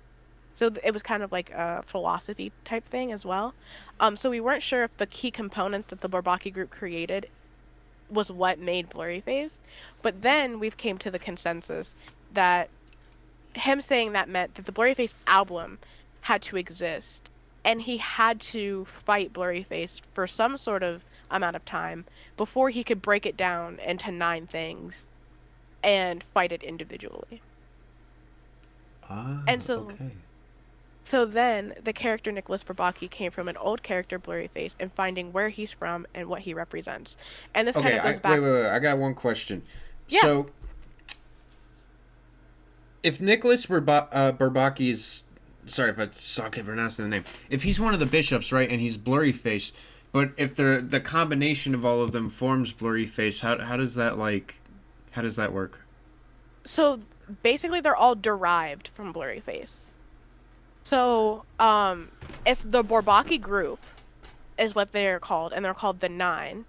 Um, and then you have, so it's like, if you look at it like a tree, Blurryface is at the very top, and then under it you have Nicholas Bourbaki, who's like a direct byproduct of um, Blurryface, and then it splits out into Nine. So we know that Nicholas Bourbaki is his real name, but we know collectively all of the bishops together is what Blurryface is as a whole. Yeah. So he's kind of breaking it down into individual components. So basically, like, Nico is just like a nickname for Nick. Okay, so remember how I said that I thought that Nico was a little bit of every bishop, like a little bit of everything, the big leader? Yeah. So think of that like Nico is a nickname for Nicholas Bourbaki, of course, or Nicholas. And so if each bishop makes up the physical entity for Blurryface in this story, the bishops themselves are the Blurryface character. So if they make up Blurryface, then, and if Nico is representative of each little bit of them, his nickname is going to be a shortened name of Nicholas Bourbaki, like the nickname for Nicholas Bourbaki. Like a small representation of the full thing. All right. Does that clear it up a little bit better? Yeah. Even the fact that it's a nickname. Oh my god. Yes. My brain just exploded. Okay. Yeah. It's a very confusing concept. It is this very is where it confusing. starts to like become a little spaghetti for me, and I have to like really like, okay, there's the tree, there's like the different levels, and that's where I'm like, really, Yeah, like, okay. so Yeah. just like a general rule of thumb, Blurryface, I like to refer to him as an insecurity complex, and that's just a little term I came up with. I think I came up with it. I don't know, maybe someone came up with it before me for something else.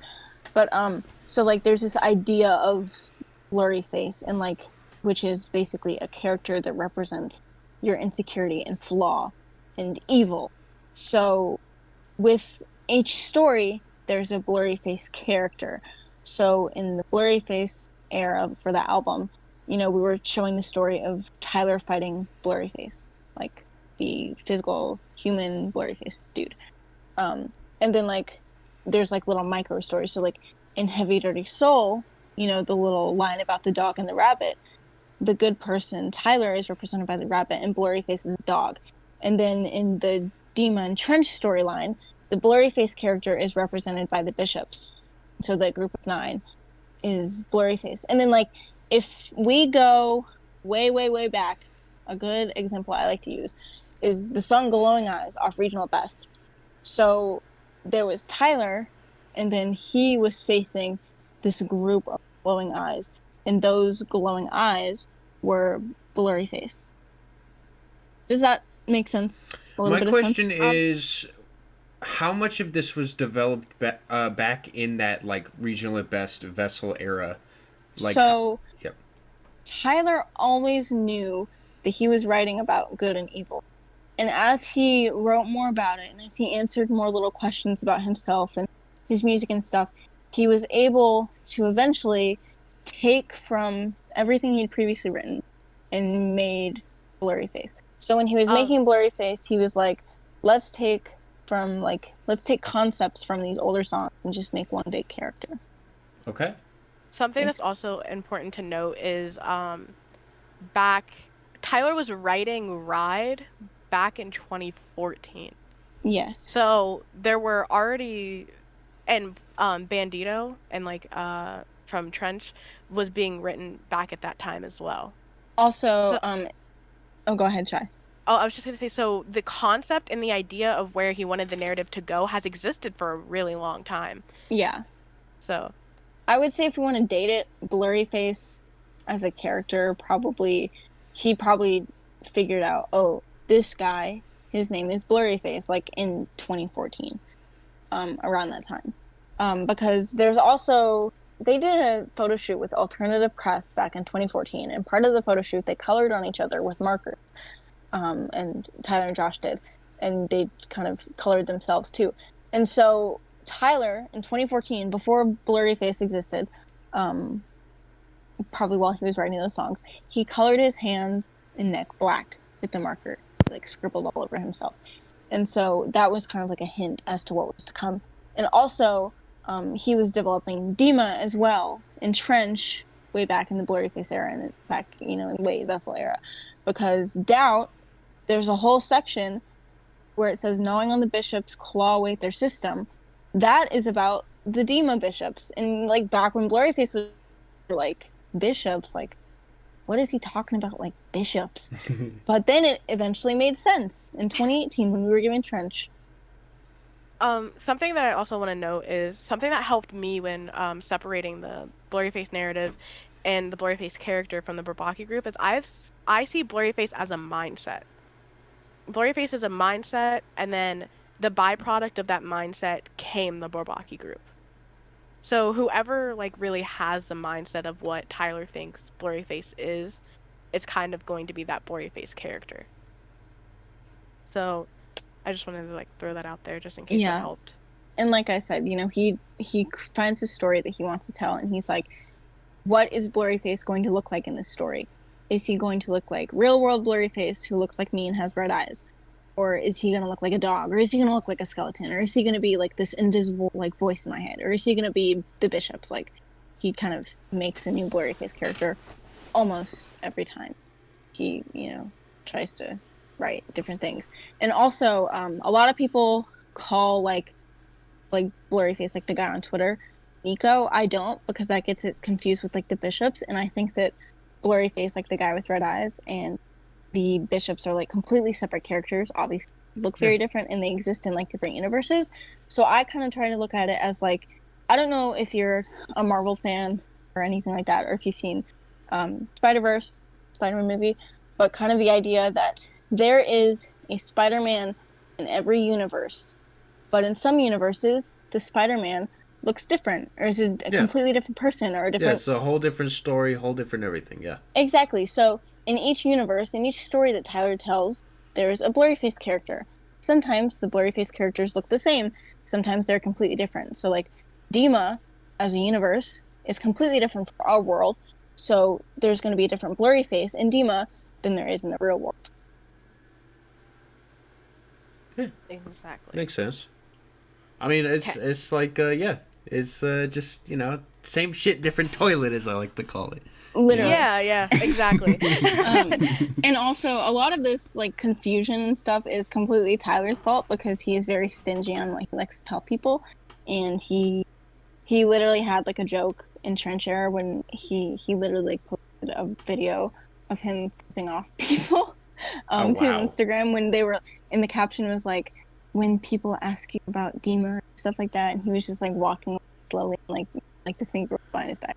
It was funny, it was hilarious, but he doesn't like to talk about it. But we'll get into that later, because there's like lore behind that too. Yeah. Okay, so as we move on, like I said back when we were talking about the neon gravestones, that the bishops aren't the real thing that we're defeating. We're defeating this religion called vialism. So, one thing we learned from Clancy was the true enemy of Dima, and he brought up multiple times about vialism and how he didn't really understand it and why people committed to it. And then Tyler in 2020 went on the 21 Pilots Discord and had an interview with the admins, and Tyler went on to discuss how vialism is the true enemy of Dima and how. So that's kind of where we're going next. So the neon gravestones are symbols left in the, like going back to what the Dima map looks like, the rectangles, they're all the neon gravestones. The origin of this was to honor those who committed to vialism completely, And how you commit to vialism completely is by ultimately ending your life.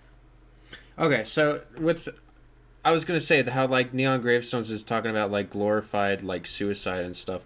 So basically, what I'm gathering from this is like the gravestones represent like the insecurities winning, right? Like the Yes. yeah, Yes, exactly. and Um, Clancy is someone who escaped from that, right? Tried to. Tried to escape. Okay. So, these neon lights ended up becoming glorified in Dima. Um, and it's kind of a play on media and how media reacts to suicide. And that's kind of what Neon Gravestones covers the song. Um, and that ended up becoming the assemblage of the glorified in the narrative. And on that day in Dima, they all gather around neon gravestones and they celebrate what they consider life.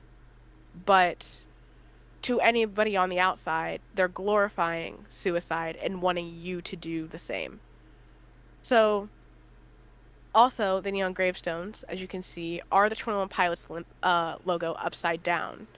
And this is what we think resulted in the trench era becoming double logoed for an extra layer of protection. So, that's kind of the whole idea of the neon gravestones. And then we kind of get into what story is being told entrenched. Like we see the protagonists, we see what we're defeating. um we have these background characters and we still don't know what exactly the story um that's being told here.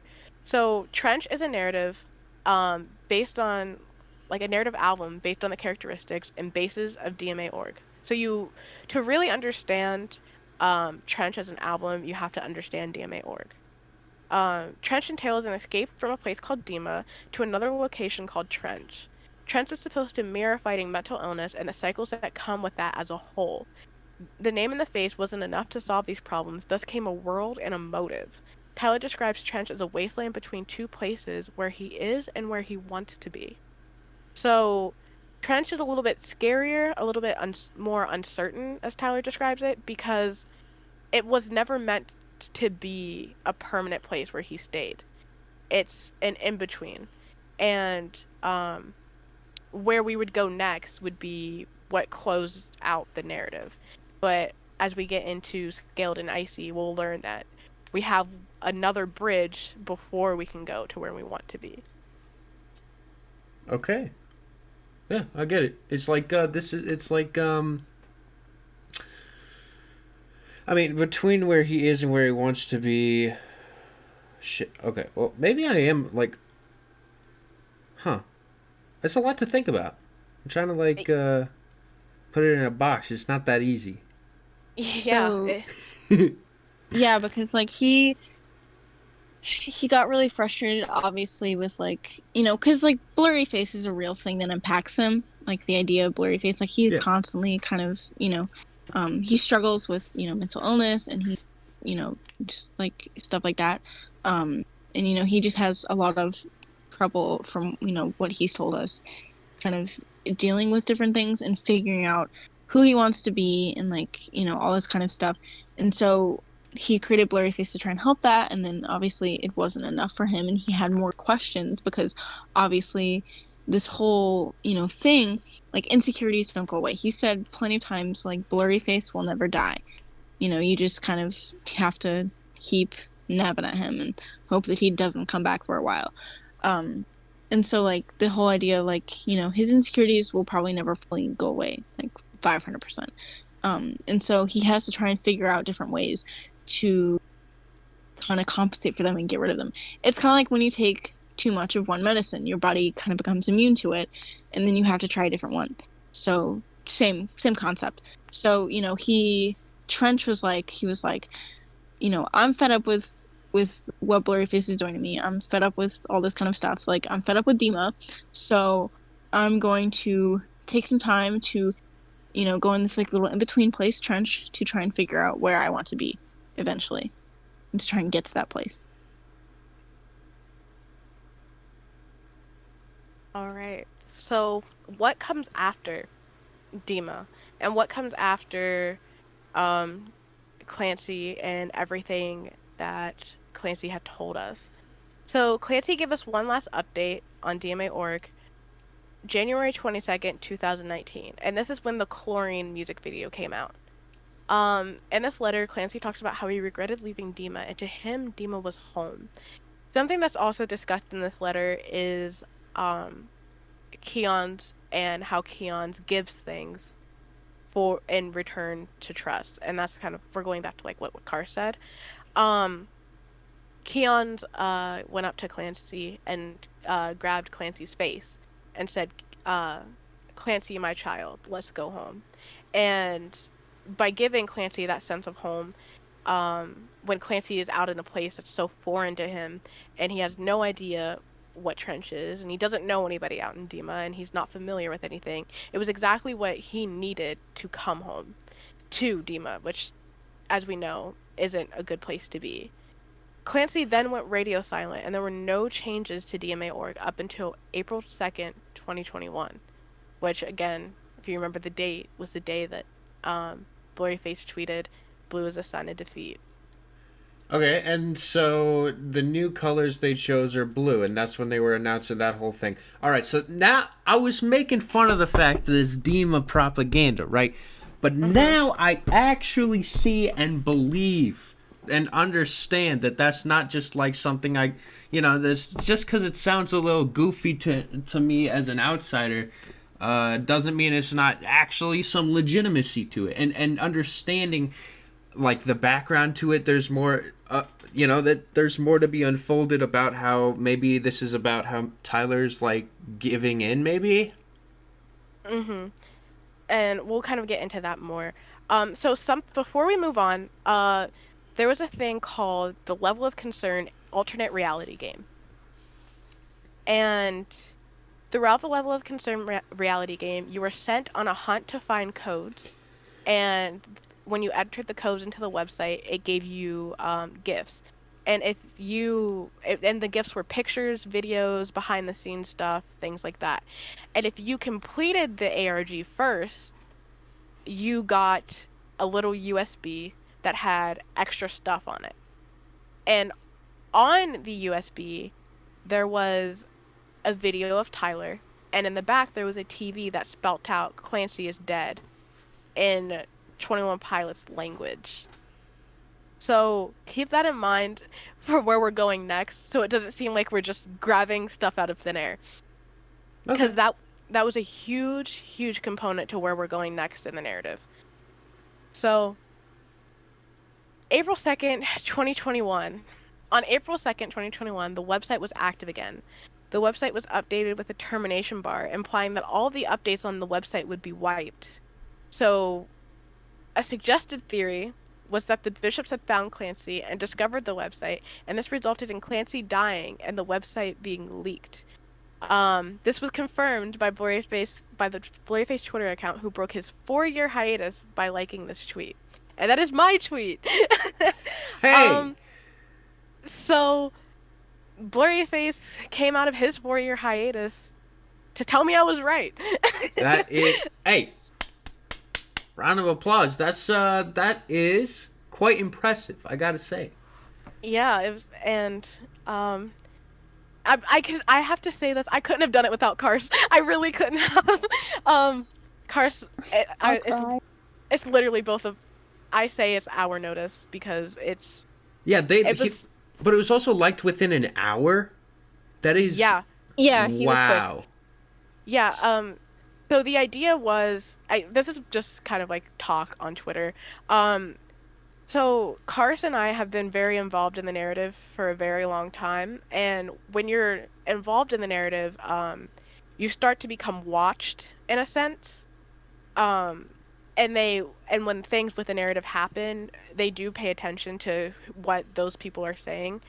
I believe it was actually just 17 minutes that tweet was up, and then it was liked by Blurryface. Wow. So they were watching. So it's very cool, and I'm very honored.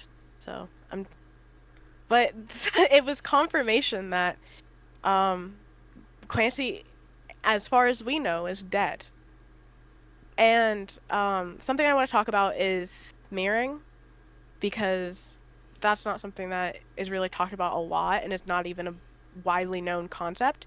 So smearing is when you leave Dima and you get caught and you're brought back, you're labeled as an FPE.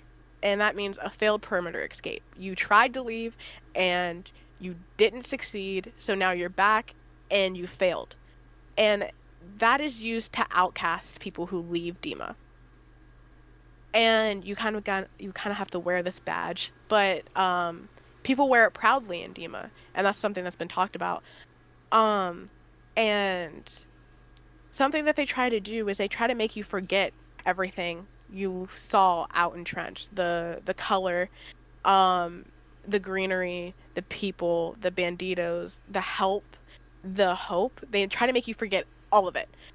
So they kind of try to strip you from those memories. And so when I say that the bishops found Clancy, we can assume that Keons took Clancy back to Dima and tried to smear him, and in the process he protested. He was like, I regret it, I wish I wasn't home, I want to go back out to Trench.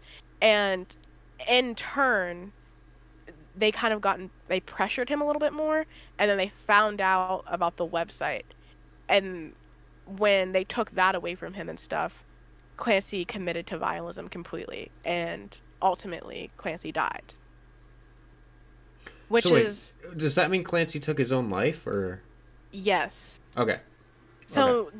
so the reasoning why we think that happened, well, if you remember when we go back to the beginning of DMA.org, the violation code, nobody can know about this at all, they said, for the sake of others' survival. Um, Do you so fear that your life is going to be threatened for all the information you know? it's been a huge joke. It's funny that you say that because like people joke about that with Carson and I. Like for, but we think what happened is 21 Pilots plays with the mainstream. They played with the mainstream when it came to Blurryface, the announcement of Trench. So we think they played with the mainstream, and mainstream talking about Dima and talking about DMA.org, that allowed the bishops to know what was going on. Um, and that's the reason why they found out what Clancy was doing and how they found out what Clancy was doing. Um, and that kind of starts to become more true as you look into the narrative, because the bishops in DMA.org has heavy media influence this coming album. So, that's kind of like what some theorists are thinking about. That But explains the new Chipotle deal. Okay, I'm starting to see the connections here. yeah, and definitely not the propaganda, it's the Chipotle stuff. Um, but by the way, the Chipotle burrito is really good, and you should try it if you haven't. It's really good. I might make a video out of it. That would, Yeah, clickbaiting. I ate the Tyler Joseph burrito. you you should. You should. It's really good. Um, so then we get to Dema propaganda Here we go. and where it came from and why it's here. So as we move forward, on April 5th, 2021, the website was terminated, and we were left with a message stating that DMA.org was in violation of infraction number 3121, 14325, 919, 4514. And the numbers spell out, when you take it from the alphabet, Clancy is dead. So now we're going to start seeing the glorification of Clancy taking his own life. Which, again, if we go back to what violence is, that's the thing that we're defeating. So we're starting to see a direct example of the thing that we're supposed to take down. Blurryface then tweeted saying that the album name is Scaled and Icy, and the album name is an anagram that also spells out Clancy is dead when you rearrange the letters. Tyler says when anybody asks it in interviews that it was a coincidence, and that it means scaled back and isolated, which is representative of him making music in quarantine. So, again, this kind of goes back to the ongoing joke that Tyler refuses to talk about anything regarding the narrative with someone who is not a fan. The only time that we really ever got any sort of information on DMA.org in total was when he did an interview in Discord with all of his fans. The only time he would talk about like related things outside of that one Discord interview was when and like they had press conferences for their shows, for their trench tours and everything. And so the Bandito tours. And so sometimes fans would ask and he would answer, but then sometimes fans would ask and he would just be like go around the question and stuff. And then there was one interview in particular that wasn't a press conference, actually from the show that I attended, or my like radio station host, who asked who Clancy was and asked about Nicholas Wabaki, and Tyler refused to answer.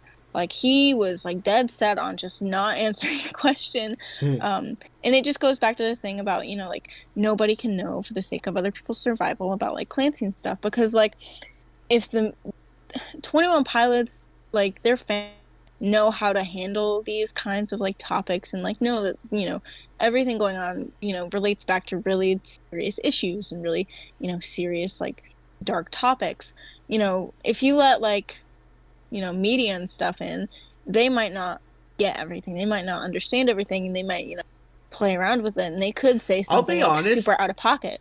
It's really funny because I represented almost like that for the entirety of me, like being an outsider to 21 Pilots. Is like I was just like, man, what the hell is this crap? This is Dima bullshit. Yeah. I mean, but like, look, and you've grown as a person. You have lots of character development. Your 21 Pilots enemies to lover story. It's also a coincidence. Hey, I'm doing all the 21 Pilots re-reactions when I'm at the age of 21. Okay, Brad Pitch the music lore you really coming soon. Yeah. So, it's also if Tyler gave you any sort of information regarding the lore, it was, well, what do you think that means? And it was a test to really understand and see if that person knew what they were talking about. The first interview back from Trench Era, somebody said, so who is Clancy? And Tyler asked him, how do you know about Clancy? And they responded, well, we've listened to the record. And Tyler said, Clancy's not on the record, and then refused to answer the question. I see. So, and this interview wasn't with a fan, it was with a radio station host. Yeah. So that's kind of another pattern that Tyler likes to follow, is making sure that the people he's talking with know what they're talking about. And also, Tyler really encourages people to make these stories and these narratives their own. Like, there's general, like, you know, like, there's, like, a general plot going on, and if you understand that, that's cool. But, like, the little bits and details, like, who the bishops are and, like, all that kind of stuff, like, that's kind of up to the fans, in a sense, because he doesn't want to tell us. He wants this music to be ours, and that's something I do appreciate. And then there was this one interview before Trench came out he did with Zane Lowe of BBC Radio 1, and he talked about how in the beginning of Blurryface era, Blurryface was just kind of like this boring, weird, like, bad guy character. But then as the era went on, people, you know, like me, for example, like, started, like, saying, like, oh, like, Blurry's personality is, like, this, and, like, he acts like this, and he does this, and he probably likes this, and he doesn't like this. And, you know, we kind of, like, built up this character for him, and we gave him, like, flesh, and we gave him, like, a soul, when he was just, like, a mere, like, skeleton.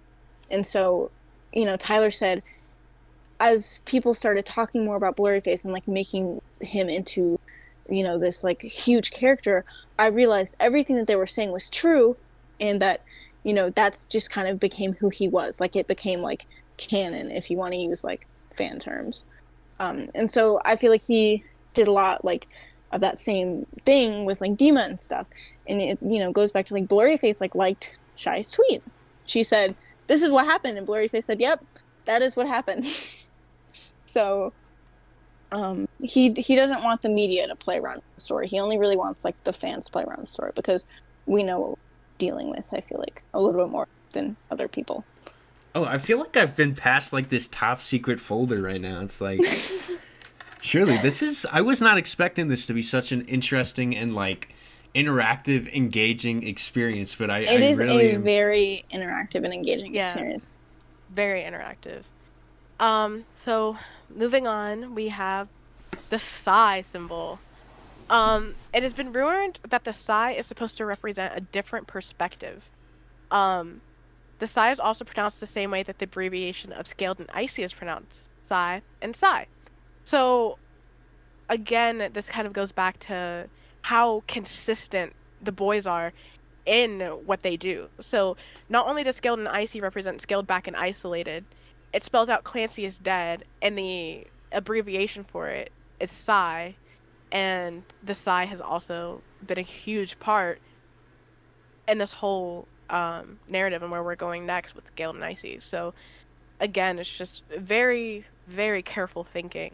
And that makes me love the narrative more. And then hopefully it allows you to um, really start appreciating the music and what it yeah, it's stands so for. like intricate. I've always just kind of been like whatever, but no, yeah, that's scaled and icy. I really like the fact that he just denied, that it meant anything, and it's very obvious that it does. Like this, the whole story just works around it. It's very clear, and like you said, everything's very elaborate. So Yeah. it's fun to follow And along with. so it has also been theorized that the bishops are using the sigh to hijack the meaning of East is Up. The bishops are more aware of the meaning that East is Up has due to the fact that they discovered Clancy's letters. So the East is Up symbol is a pitchfork, like an E pitchfork, and the East sigh. is up. Yeah, and the East is Up is the way that you take to get out of Dima. You have to go east. They've And become self-aware. yeah, Literally. exactly. That's literally what this album is. They've become self-aware. And when you think about the East is Up symbol, if you listen to Nico and the Niners backwards, you hear we denounce vialism, which is what the bishops are teaching, and we will leave Dima and head true east. And we are banditos. That's so those tiny little clues and stuff are hidden without the within the album, and that makes it like really cool to listen to, knowing that it's there. So if they hijack that meaning, they're kind of making it seem like that's not the way out of Dima. You thought it was, but now we're using this thing that you saw as hope to fuel Against our you. propaganda. And I would just like to, when we get to the next slide, when there's like pictures of like the aesthetic and stuff, I would just like to talk about that a lot because I have a lot of thoughts on that. Yeah, so there's so much that goes into this. So, the sigh continued. The sigh has been used by the band a lot as far as the narrative goes, aside from them using it as their profile pictures, and they put it over their eyes, which is why we think it represents a different perspective. It's shown up in merchandise, billboards, and even their own album. So. And then also it's very worth it to note that, the band symbol, like the traditional 21 Pilots logo, it means a lot to people because it, means hope. And 21 Pilots music is basically like, hey, we're going to get through this. You're going to get through this. Like, there's hope in your life and there's hope for you. Like, that's what Tyler hopes to portray in his songs. And so, like, overall, like, as like a thematic message. And so, the symbol, like the 21 Pilots logo, is just like, this like big thing. It's like this just sign of hope and this sign of getting better. And, fans back in 2016 used to write "Stay Alive" and write the little logo next to you.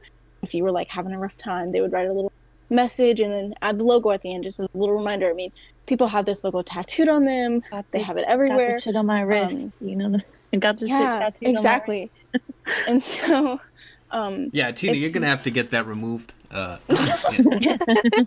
No, but it's really interesting to see how that's not the quote-unquote logo anymore. If you look at their profile picture, it's this side logo that the bishops have created because the bishops understand that this logo of theirs is, this sign of hope, and they're like, we don't want people to have that. That's stupid. Is this the first time that this symbol is... Are all these pictures, like... Was this all at the same time, or was this logo seen before this new album? This is just completely, like, specific to this era. It was Tyler's... It was Tyler's profile picture first, right? Like that was like that was the first hint. Was like that this, was the first hint. Picture that you see of Tyler. And then after that, we saw the album cover, and then the billboard, and then Josh changed his profile picture. I'm gonna go in in chronological order. And then another thing, the bishops. So okay, So Clancy described Dima as like this dark, gloomy, concrete jungle kind of place. Just not a very visually appealing place to be. If you watch the music videos, it looks boring. It looks kind of like a prison almost, and it's just dull and gloomy and sad. You know, and so this aesthetic, they're making Clancy's Dead into this like bright, happy thing, like scaled and icy, like this like pink and blue and happy, bright, very inviting aesthetic for the mainstream media to see. So when the mainstream media is like, "Oh my God, I love scaled and icy," they're saying, "Oh my God, I love the anagram for Clancy is Dead," or "Oh my God, I love Clancy is Dead," like that whole thing. It's just kind of like twisted, kind of metaphorical message, and so that in turn is glorification of Clancy's death or of suicide, which is what vialism is. So they're getting mainstream media to kind of quote unquote practice vialism.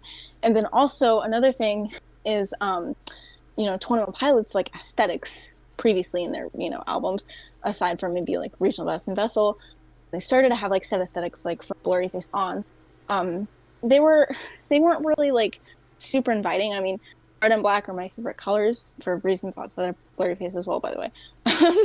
And so like it's these like dark edgy colors and you're like, oh, like, So it that's kind of explains emo. the Spider-Man profile picture. Yeah, thank you. I love that Spidey suit. It's my favorite. And so like the red and black for Blurryface was like edgy and like the 21 Pilots fan base was like a cult. Yeah. It's like edgy, like untouchable kind of fan base. And then in Trench we had this very like deterring aesthetic of like this bright yellow and camo, which eventually actually became a fashion trend in 2018. But like at first, like it's just not a very like inviting aesthetic. You see bright yellow and camo and you're like, that's not a very pretty combination. And so like with this aesthetic, it's very appealing to the masses. These like nice like retro aesthetic which has been in for a long time, so like they're kind of like pulling you in to like the propaganda. Nice. And then another thing, oh, go ahead. Oh, nice colors, like the pretty yes. bright colors and very warm, happy, kind colors. Nice, like they're going against everything Clancy said about Dima and trying to say like, hey, that's not what Dima is. This is Dima. This is this bright, happy retro Dima, or Dima or they're not going by Dima right now. They're going by Dima.org, like as in like a company.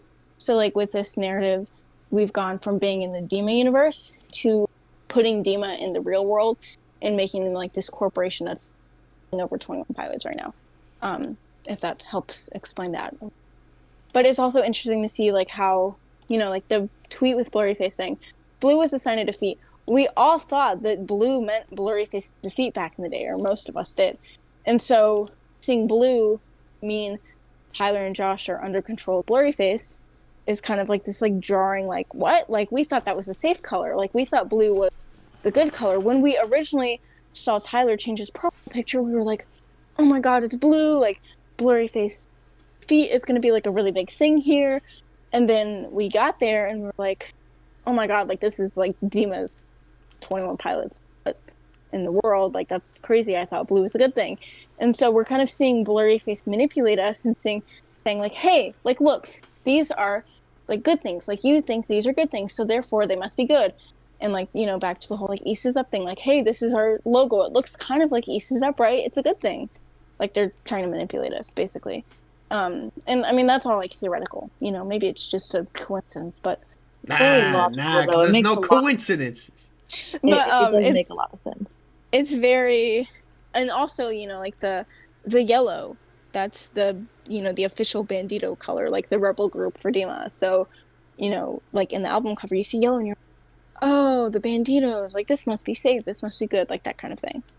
I also think it's important to note that the bishops cannot see pure yellow, but the bishops are using yellow on the album, and the fire that's coming out of the dragon's nose. I think that that's probably going to have significance later on in the storyline as well. And yes, also having it be so inviting, and the idea of propaganda, and also something that is really cool that I like to talk about is when the posters came out. Let's go back to those real quick. the fine print down here at the bottom states that anything shown, any ideas or anything shown in the live stream does not reflect upon the band's true beliefs. So honestly, I think we're gonna start seeing more of that glorification take place as this album expands and grows. And it's probably going to get more and more intense. That way we have a direct feeling and a direct example of why this thing is bad and why you should hate this thing and why it needs to go. Not even So kidding. I went from, dude, I like don't even care about this album coming out to, oh my god, what the hell is going to happen next? So yeah, that was your goal for this. It's Way definitely to working. go. Way Yeah. to go, you guys. that was We our tried goal. our best. Yeah, The name. I'm all caught up. I'm like, okay, I'm really curious now to see what happens on May 21st. Yeah, the name of our slide while making it was the ultimate goal to get Brad to like 21 Pilots. It's really cool to like get you interested and really see other people love the narrative as much as we do. So And another thing too that I just want to add, you know, like a lot of people when they look back at their own music, they're like, "Oh, this is badly produced." You know, it's just kind of there. It sounds. A lot of people say that Regional Best sounds like it was put into a toaster or a microwave. But you know, like after understanding all this stuff, like about the lore, it is fun to go back and look at the old songs, no matter how you think they sound, and try and find lyrics at least that are like, "Oh, that's probably where Tyler got that from," or "Oh, that reminds me of Blurryface," or "Oh, that reminds me of like Dima as like a place." Like it's really fun to go back and look at that, and I hope it kind of helps people in general, especially you, appreciate it more. Because it is nice to have, you know, like another face to the music. Like it's nice to have this other side where you can like genuinely find like some sort of appreciation for it. And so it just makes like the listening experience a little bit more enjoyable. And even if you don't like, you know, how it sounds, you can still be like, you know what, I respect the effort and I respect the craftsmanship that went into this to be able to use it for further projects. Yep, If that's you get what I'm exactly saying, how I yeah. feel. I feel like even though I still probably have like problems and issues with like the technical aspects of it just not really sounding all that great to me, hearing this and being able to like attach certain lyrics to the lore and like it everything stringing together, like the further in it goes, the more interesting it gets. Yes. And like the deeper and I love the fact that as it keeps going, like it's showing that there are things in past albums that were like undiscovered still, right? As like new Yeah. information comes out, like yeah, it just gets me excited, and I'm actually really kind of psyched to see how this whole thing turns out. That's awesome. That's the goal. I'm so happy. That's exactly what we wanted. Yeah, that's So- like that's the best accomplishment. So. Yeah, I would consider this to be a very big success, as I literally went into this like, okay, you know, let's see what this is, you know, whatever, to, oh shit, so that's what everybody's been excited about. Okay. Yes. Yeah. Okay. The fact that like Tyler does kind of like gatekeep it, you know, like he does. It's very interesting. Like the really deep stuff it really is kind of like underground, and like Chey and Kars, like you guys are like obviously like a huge part of this, you know, you guys have dug super deep, and it's just really cool to hear it from you guys because you guys have been so involved in the theorist. Yeah, I feel like I'm getting community. it straight from the source. Like, Yeah, I like, honestly you could guys not. feel like a source of like Yeah. yeah, absolutely. Well, no, it's an honor. It really I'm is very an honor. honored to I'm to honored be as well. considered The that honor important. goes both ways. Yes. So, and no, and I mean like, Carson and I, we love different parts of the narrative, and both like the parts that I'm not fond of, Kars loves, and the parts that Kars isn't fond of, I love. So us working together I'm has really been like curious. my What favorite parts part. are you not fond of? Both you guys. What parts do Chey, you you guys want to not? go first?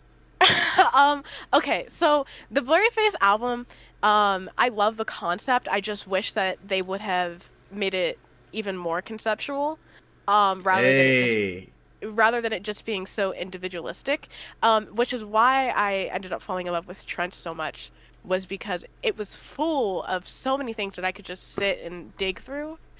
Um, and just as well as it's not the album itself, like listening to the lyrics and stuff, it can be very like interchangeable to what it means. And Trench is kind of straightforward in terms of that. So I really love like you can listen to Levitate and you can really just understand what narrative is being told in one song. And I really admire how cryptic Trench is. Um, and I'm not mainly like into analyzing just one character. I feel like I'd kind of get bored really fast. See, and then it's like the complete opposite for me because like, well, Blurryface is extremely personal to my life, and that whole like character and concept is just on another level. Like it's really hard to explain what everything that's like what it's done for me. Um, but I love the individual feeling that comes with like that album and that character, and I love like diving into like who that character was like specifically to Tyler because it made me feel a lot alone with like my issues, insecurity and stuff. Insecurity as like a concept has been like a huge part of my personal life. So like having that specific concept be explored in such like an individual way and like in such like a loud way really enticed me and really excited me. And I just love being able because like Blurryface is a character. There's so many different parts you can go with it because like the general structure of him, like he is entirely flawed. There is no he cannot be good if he has any quote unquote good traits. They're twisted to make it bad. Like he's entirely like insecure and flawed and stuff. And so like taking that structure and applying it to like what does he think? What does he act like? What does he say? Like all this kind of like how does he view other people, like him as a person and as like a character that can like interact with other people is just super interesting to me. I love like breaking down that stuff. And like I love the album and stuff and how you can apply like the Blurryface perspective, like of if Blurryface was the one like singing the song, like what would that mean, and stuff like that. It's just really interesting to me. And then I feel like Trench and like Dima and like that universe has a lot of plot holes, and Chey has definitely helped me fill some of those plot holes. But I feel like it's just it's too broad for me to get like super into it the way that Chey has. But like I completely respect Chey for like wanting to like get into it that much because like I wish I could. No, it's like Nice. I could never ask for a better sidekick, I swear, because you put Carson and I in a room for 15 minutes and one clue, and we have 17 different ways that could come out to be just because Wow.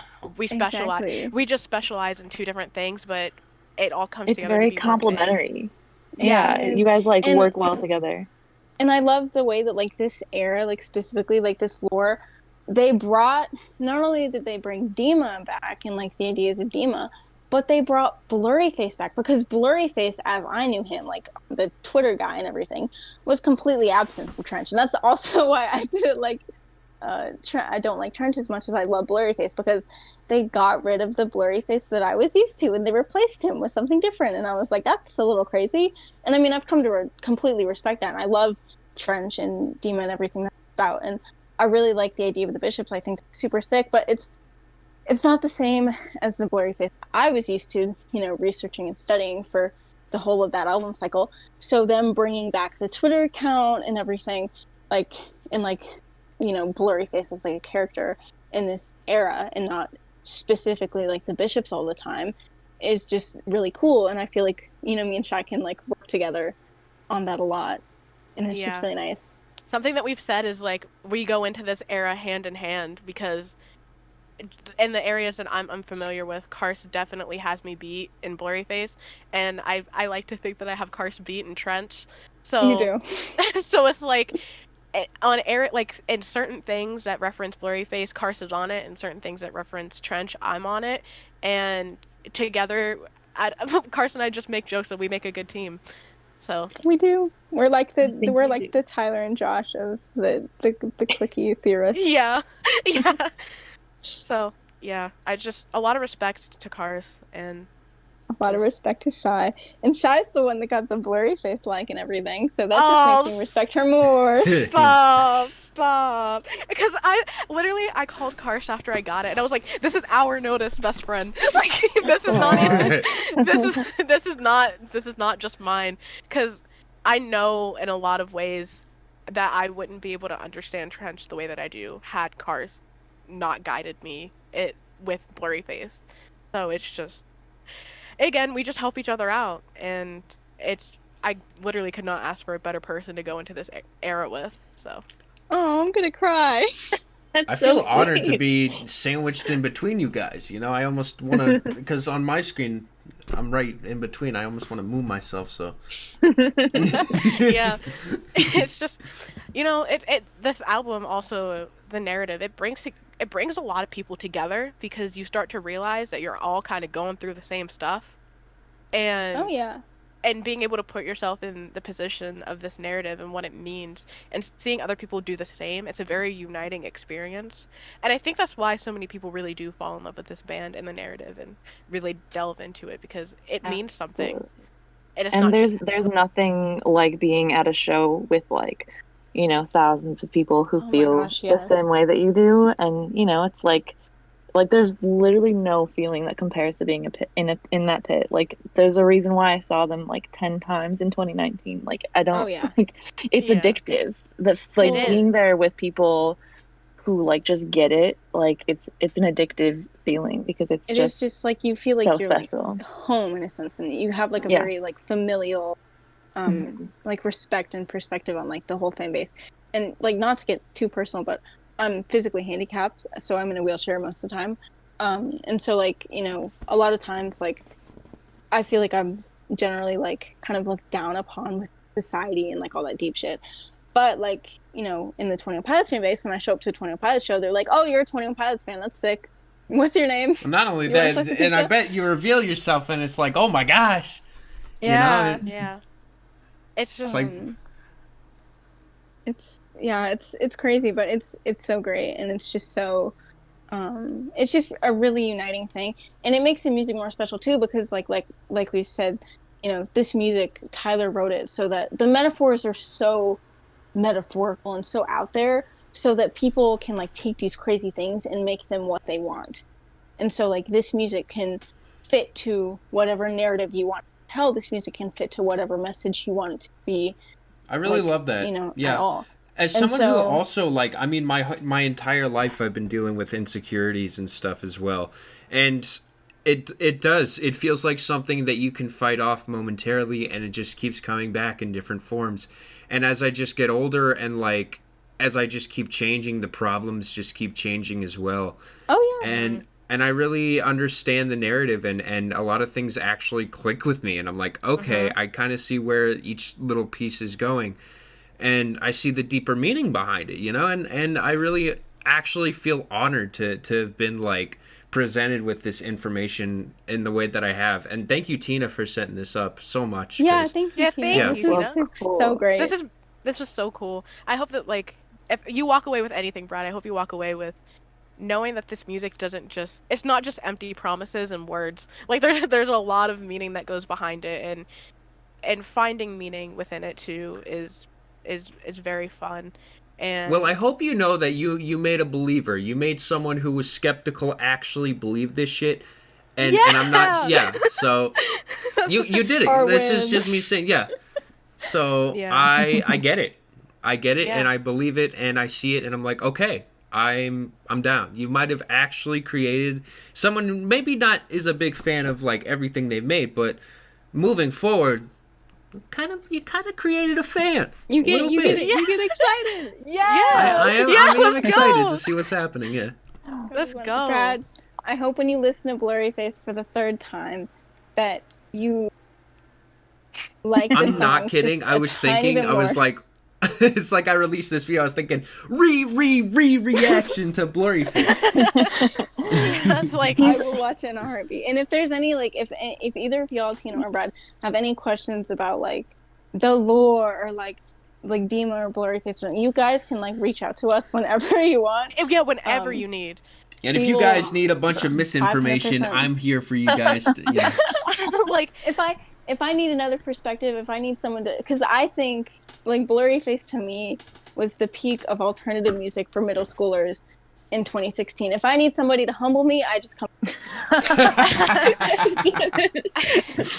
I mean, maybe it would be even cool if like one day, like if people had questions that like we didn't cover or something, that we could do like a follow-up. Oh, a follow-up? That would be that would awesome. be so good. Yeah, there'll be like sick. a ton of people in the comments probably just like, you know, just, I mean, you guys will be able to see through the video. Like, people are really passionate about this stuff in my community.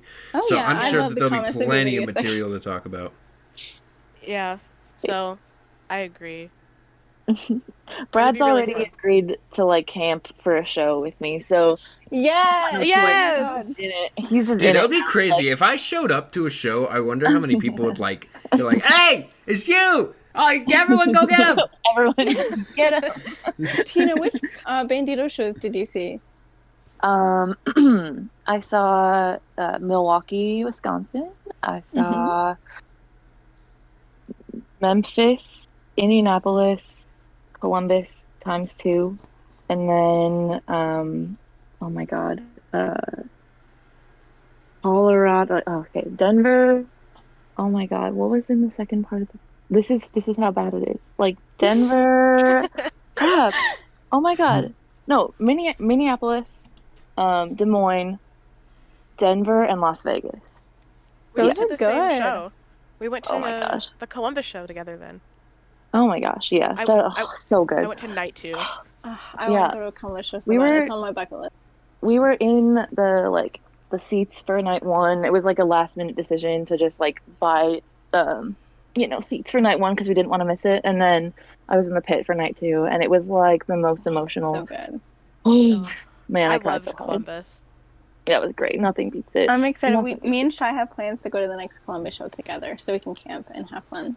Yeah. Yep, that's I'm not gonna miss another Columbus show. So I'll So be we'll Right, see you if, there. if you guys all We'll do see you that, there. we should all like meet up and dude, if Oh my all gosh, 4 yeah. of us were, oh my god, like that would be like we walked through it. There would be like crowds following us. Like It would be move so through, much fun. important people coming through. We're coming to the front. Everyone move. And Aries is already like I'm for sure going with Aries and probably Oh, Aries that'll be so fun. boyfriend. It's gonna So be so much fun. like big Yeah, party, sign me up. big clicky party. Yes, Oh my gosh, clickies are the best. they are. I agree. You know, we have rough spots as a fan base. I don't think I would ever want to repeat 2016. Oh, Again. and that But- is when I like left that was when I like took a little break from being a clicky 2017. Good for you. See, Yeah. I was what, 2016. 14, didn't know any. I was like, that was "Ew, back what is when I was happening?"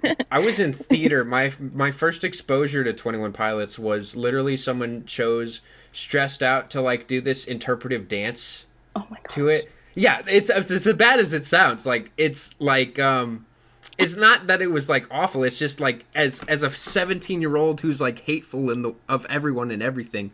I'm just like I see this shit. Like what the Cringe. hell am I watching? Right. Like what the heck is this? If it makes you feel any better, my first exposure, that was my first exposure to 21.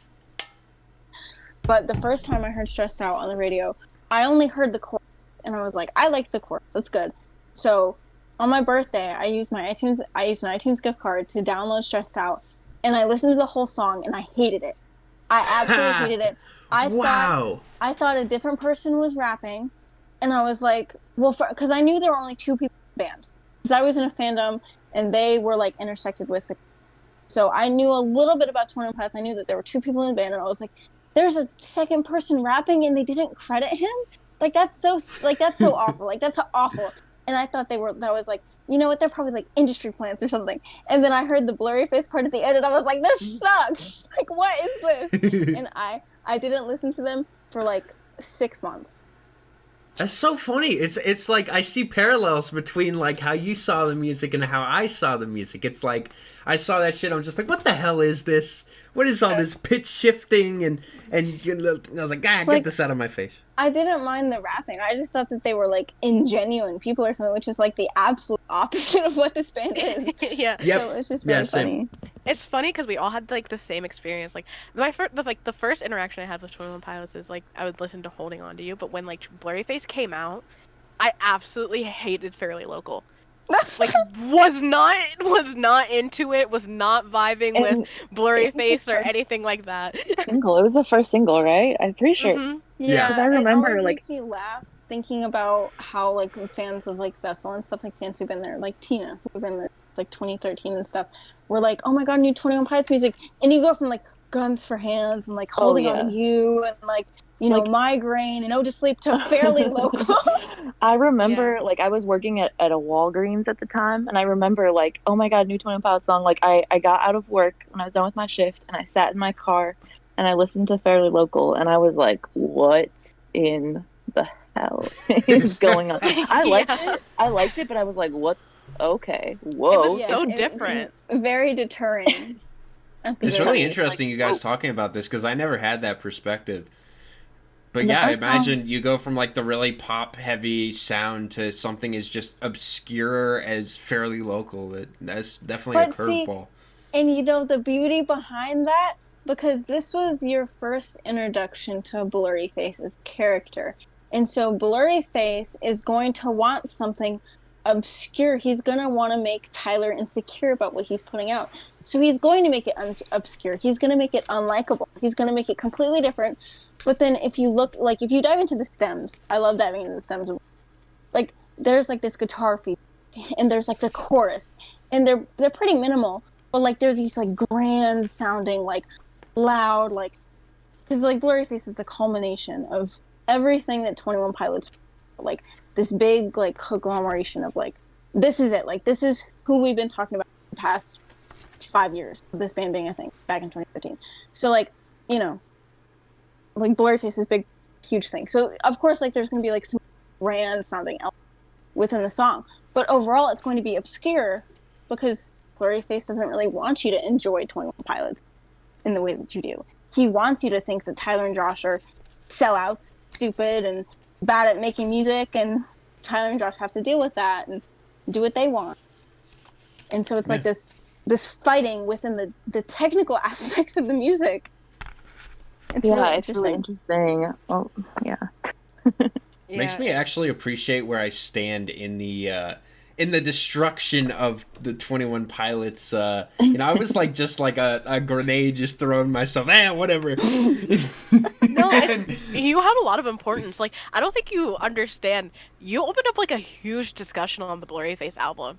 Like when I'm really curious. I am very curious because I have not heard of anything of this. You've never heard anything about it? Young Bradley just tearing it apart. I'm really curious. Dude, I remember because I was on 21 Pilots like Stan Instagram at that time, and everybody was talking about it and making posts about it, and like there were like long discussion threads in the comments of people being like, "No, he's right. Like the lyrical content of Blurryface does not expand on the narrative like it should," and then other people being like, "Yeah, but it's not supposed to," and like it opened up like a huge discussion. Wow. Yeah, like people were linking it like for like the reasons why they don't like Blurryface, and other people were linking it and being like, well, I disagree with him because of this. It was huge. Like, I don't know if it was as big as on Twitter, but it was on Instagram. It was on Instagram, because I was on Instagram too at the time. I was on Instagram and a little bit of Twitter, and it was bigger on Instagram.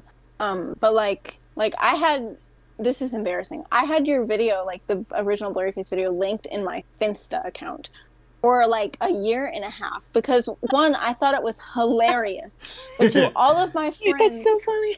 Oh my all of my gosh. friends knew that I loved Blurryface. Like Blurryface is my favorite album of all time, just because of what it means to me, everything.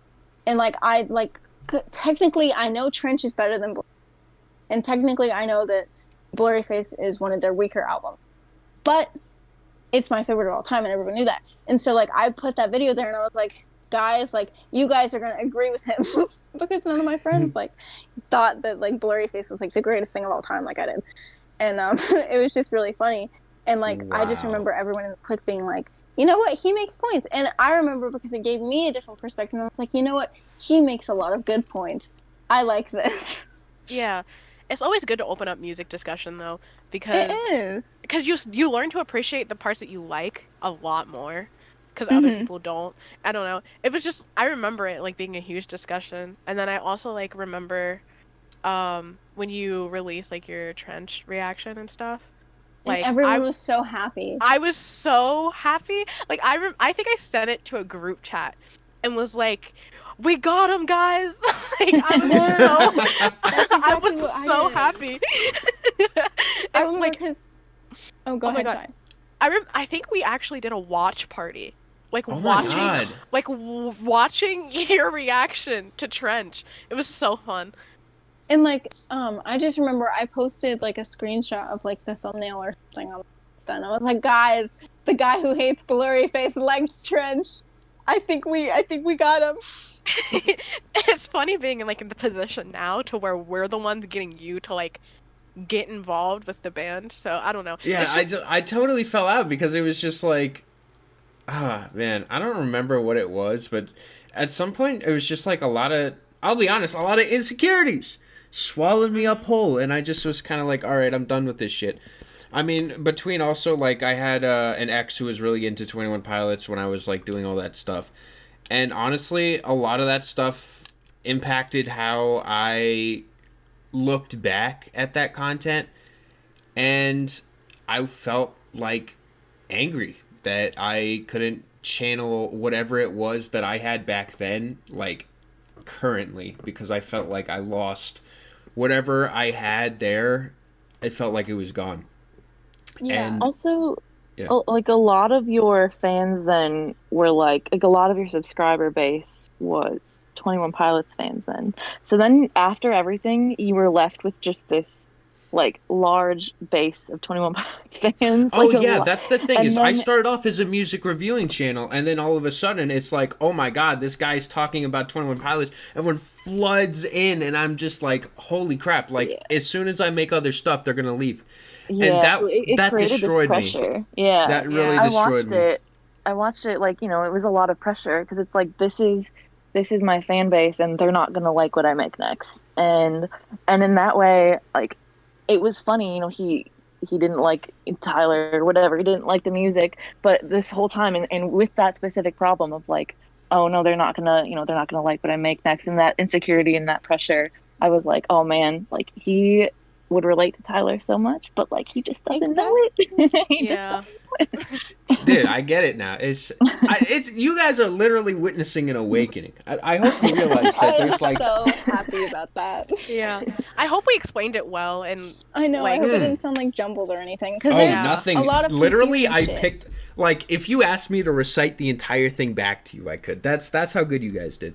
and the I only thank really you. followed along with every piece, and I was able to ask questions, and you guys answered it so thoroughly. I really like. I felt, and anything I didn't understand, I just was like, okay, I'll go Yeah, but- back through the video and figure it out later too. The only so. place you said it felt like spaghetti was like the Bishop stuff, and in your defense, like anyone, like it is kind of a spaghetti sort of situation, It even is. for like It the is, clickies. yeah.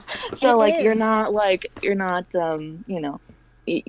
alone in that. It's There kind are of so many 21 Pilots fans who've just given up on like all the stuff just because it's so confusing. Unless you dedicate yourself like 500%, there's just some Yeah. things that aren't going to connect unless you like dig really, really deep, or unless you digged really, really deep prior to going into this. And it's like it's partly Tyler's fault for just not like saying like this is right, this is wrong. Because the thing is he wants us to like make it our own thing, and so he's not really going to want it either because of that. And so like some people are just like, I don't have time for this. Like, y'all have fun. Bye. Yeah, and something else that like because Tyler wants us to make it our own. Carson and I've like had disagreements on where we think the narrative is going next, Oh, or like yeah. what we think stuff means. Like Plenty. it's so, and like you can like if you watch back the video, you can see in some places where our we're close, but we don't exactly align. So like, and I mean like that's just what makes it special. Cause Cars always provides me with a different perspective than my own, and I really appreciate that. So I don't know. It's just I hope that like when you watch it back, we don't sound like completely jumbled and No, like don't didn't worry. You explain it guys well. were so like I'm actually Oh, surprised you that you weren't feel at this all. way because I thought you guys were almost completely on the same page the entire time.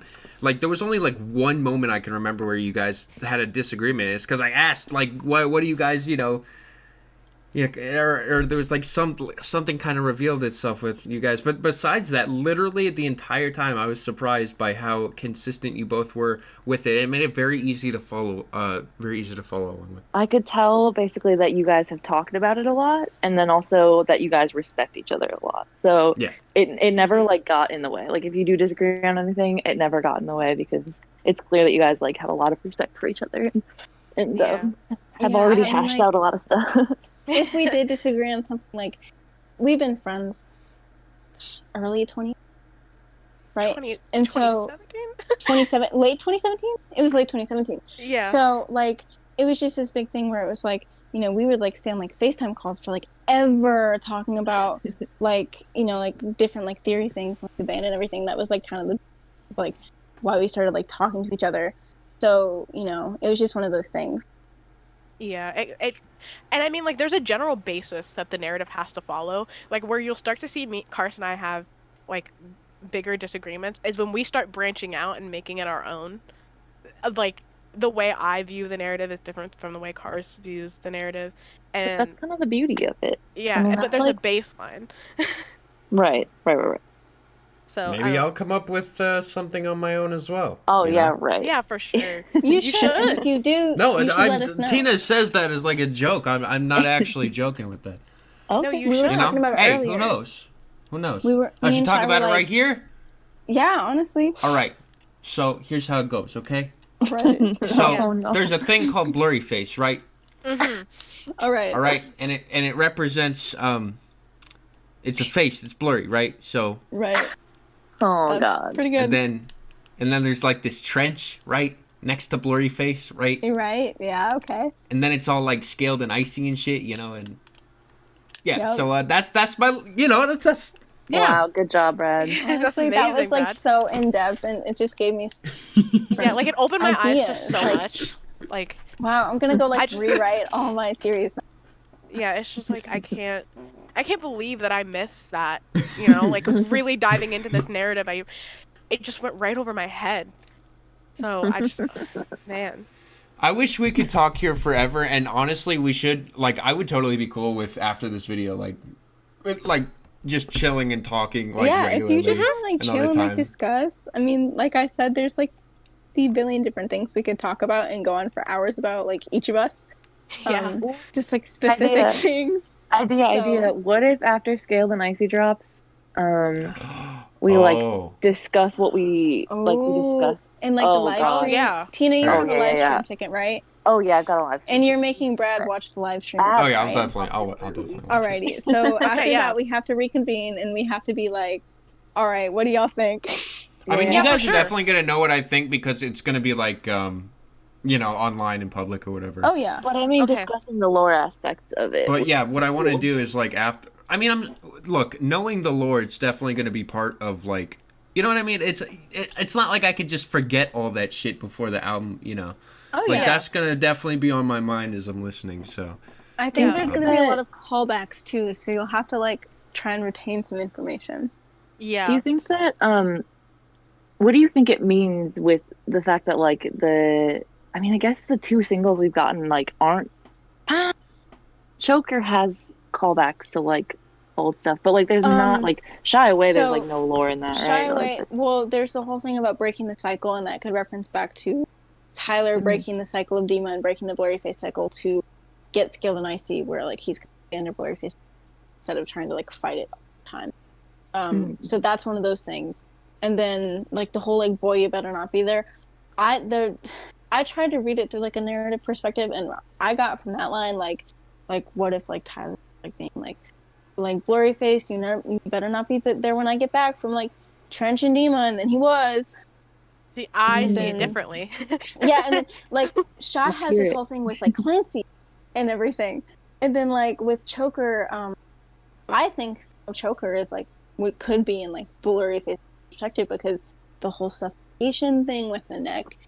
Blurryface is inherently a person who chokes someone else, aka a choker, but then also Blurryface is built on flaw and absolutely no positive things. So like the whole sports term to choke to fail miserably and stuff like that. Like Blurryface is inherently a choker. He's never gonna fully succeed at anything. So that kind of thing. But that's Yeah. just my Alright. 2 cents. I'm gonna cut the call here because this Yeah, this go is ahead. like Seth, Yeah. this is gonna be like a 3-hour video. So It's okay. this is fucking As it should insane. No, there's very little I'm gonna cut out. For the most part, it's just. I mean, let's be real here. It's like the difference between someone clicking on a 2-hour and a 3-hour video is like, you know what I mean? Nothing. Yeah. It's like even if I wanted to cut out anything, which I really don't. It's people be. are. Quickies will eat it up. It's fine. Yeah. Yeah, exactly. And- They're dying to hear me talk about 21 Pilots. They're trying to I mean- you compliment 21 Pilots, and they're gonna go Yeah. crazy.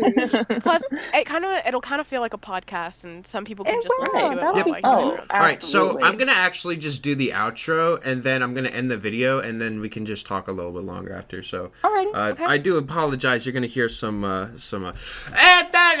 that's all, you guys. Wow, that was an incredible experience. I mean, thank you guys for being here. You know, I don't remember anything you guys told me, but hey, I got my paycheck. Okay, so it was good. It was good knowing you guys. All right. Well, anyways, you guys. All right, I'm out. Peace.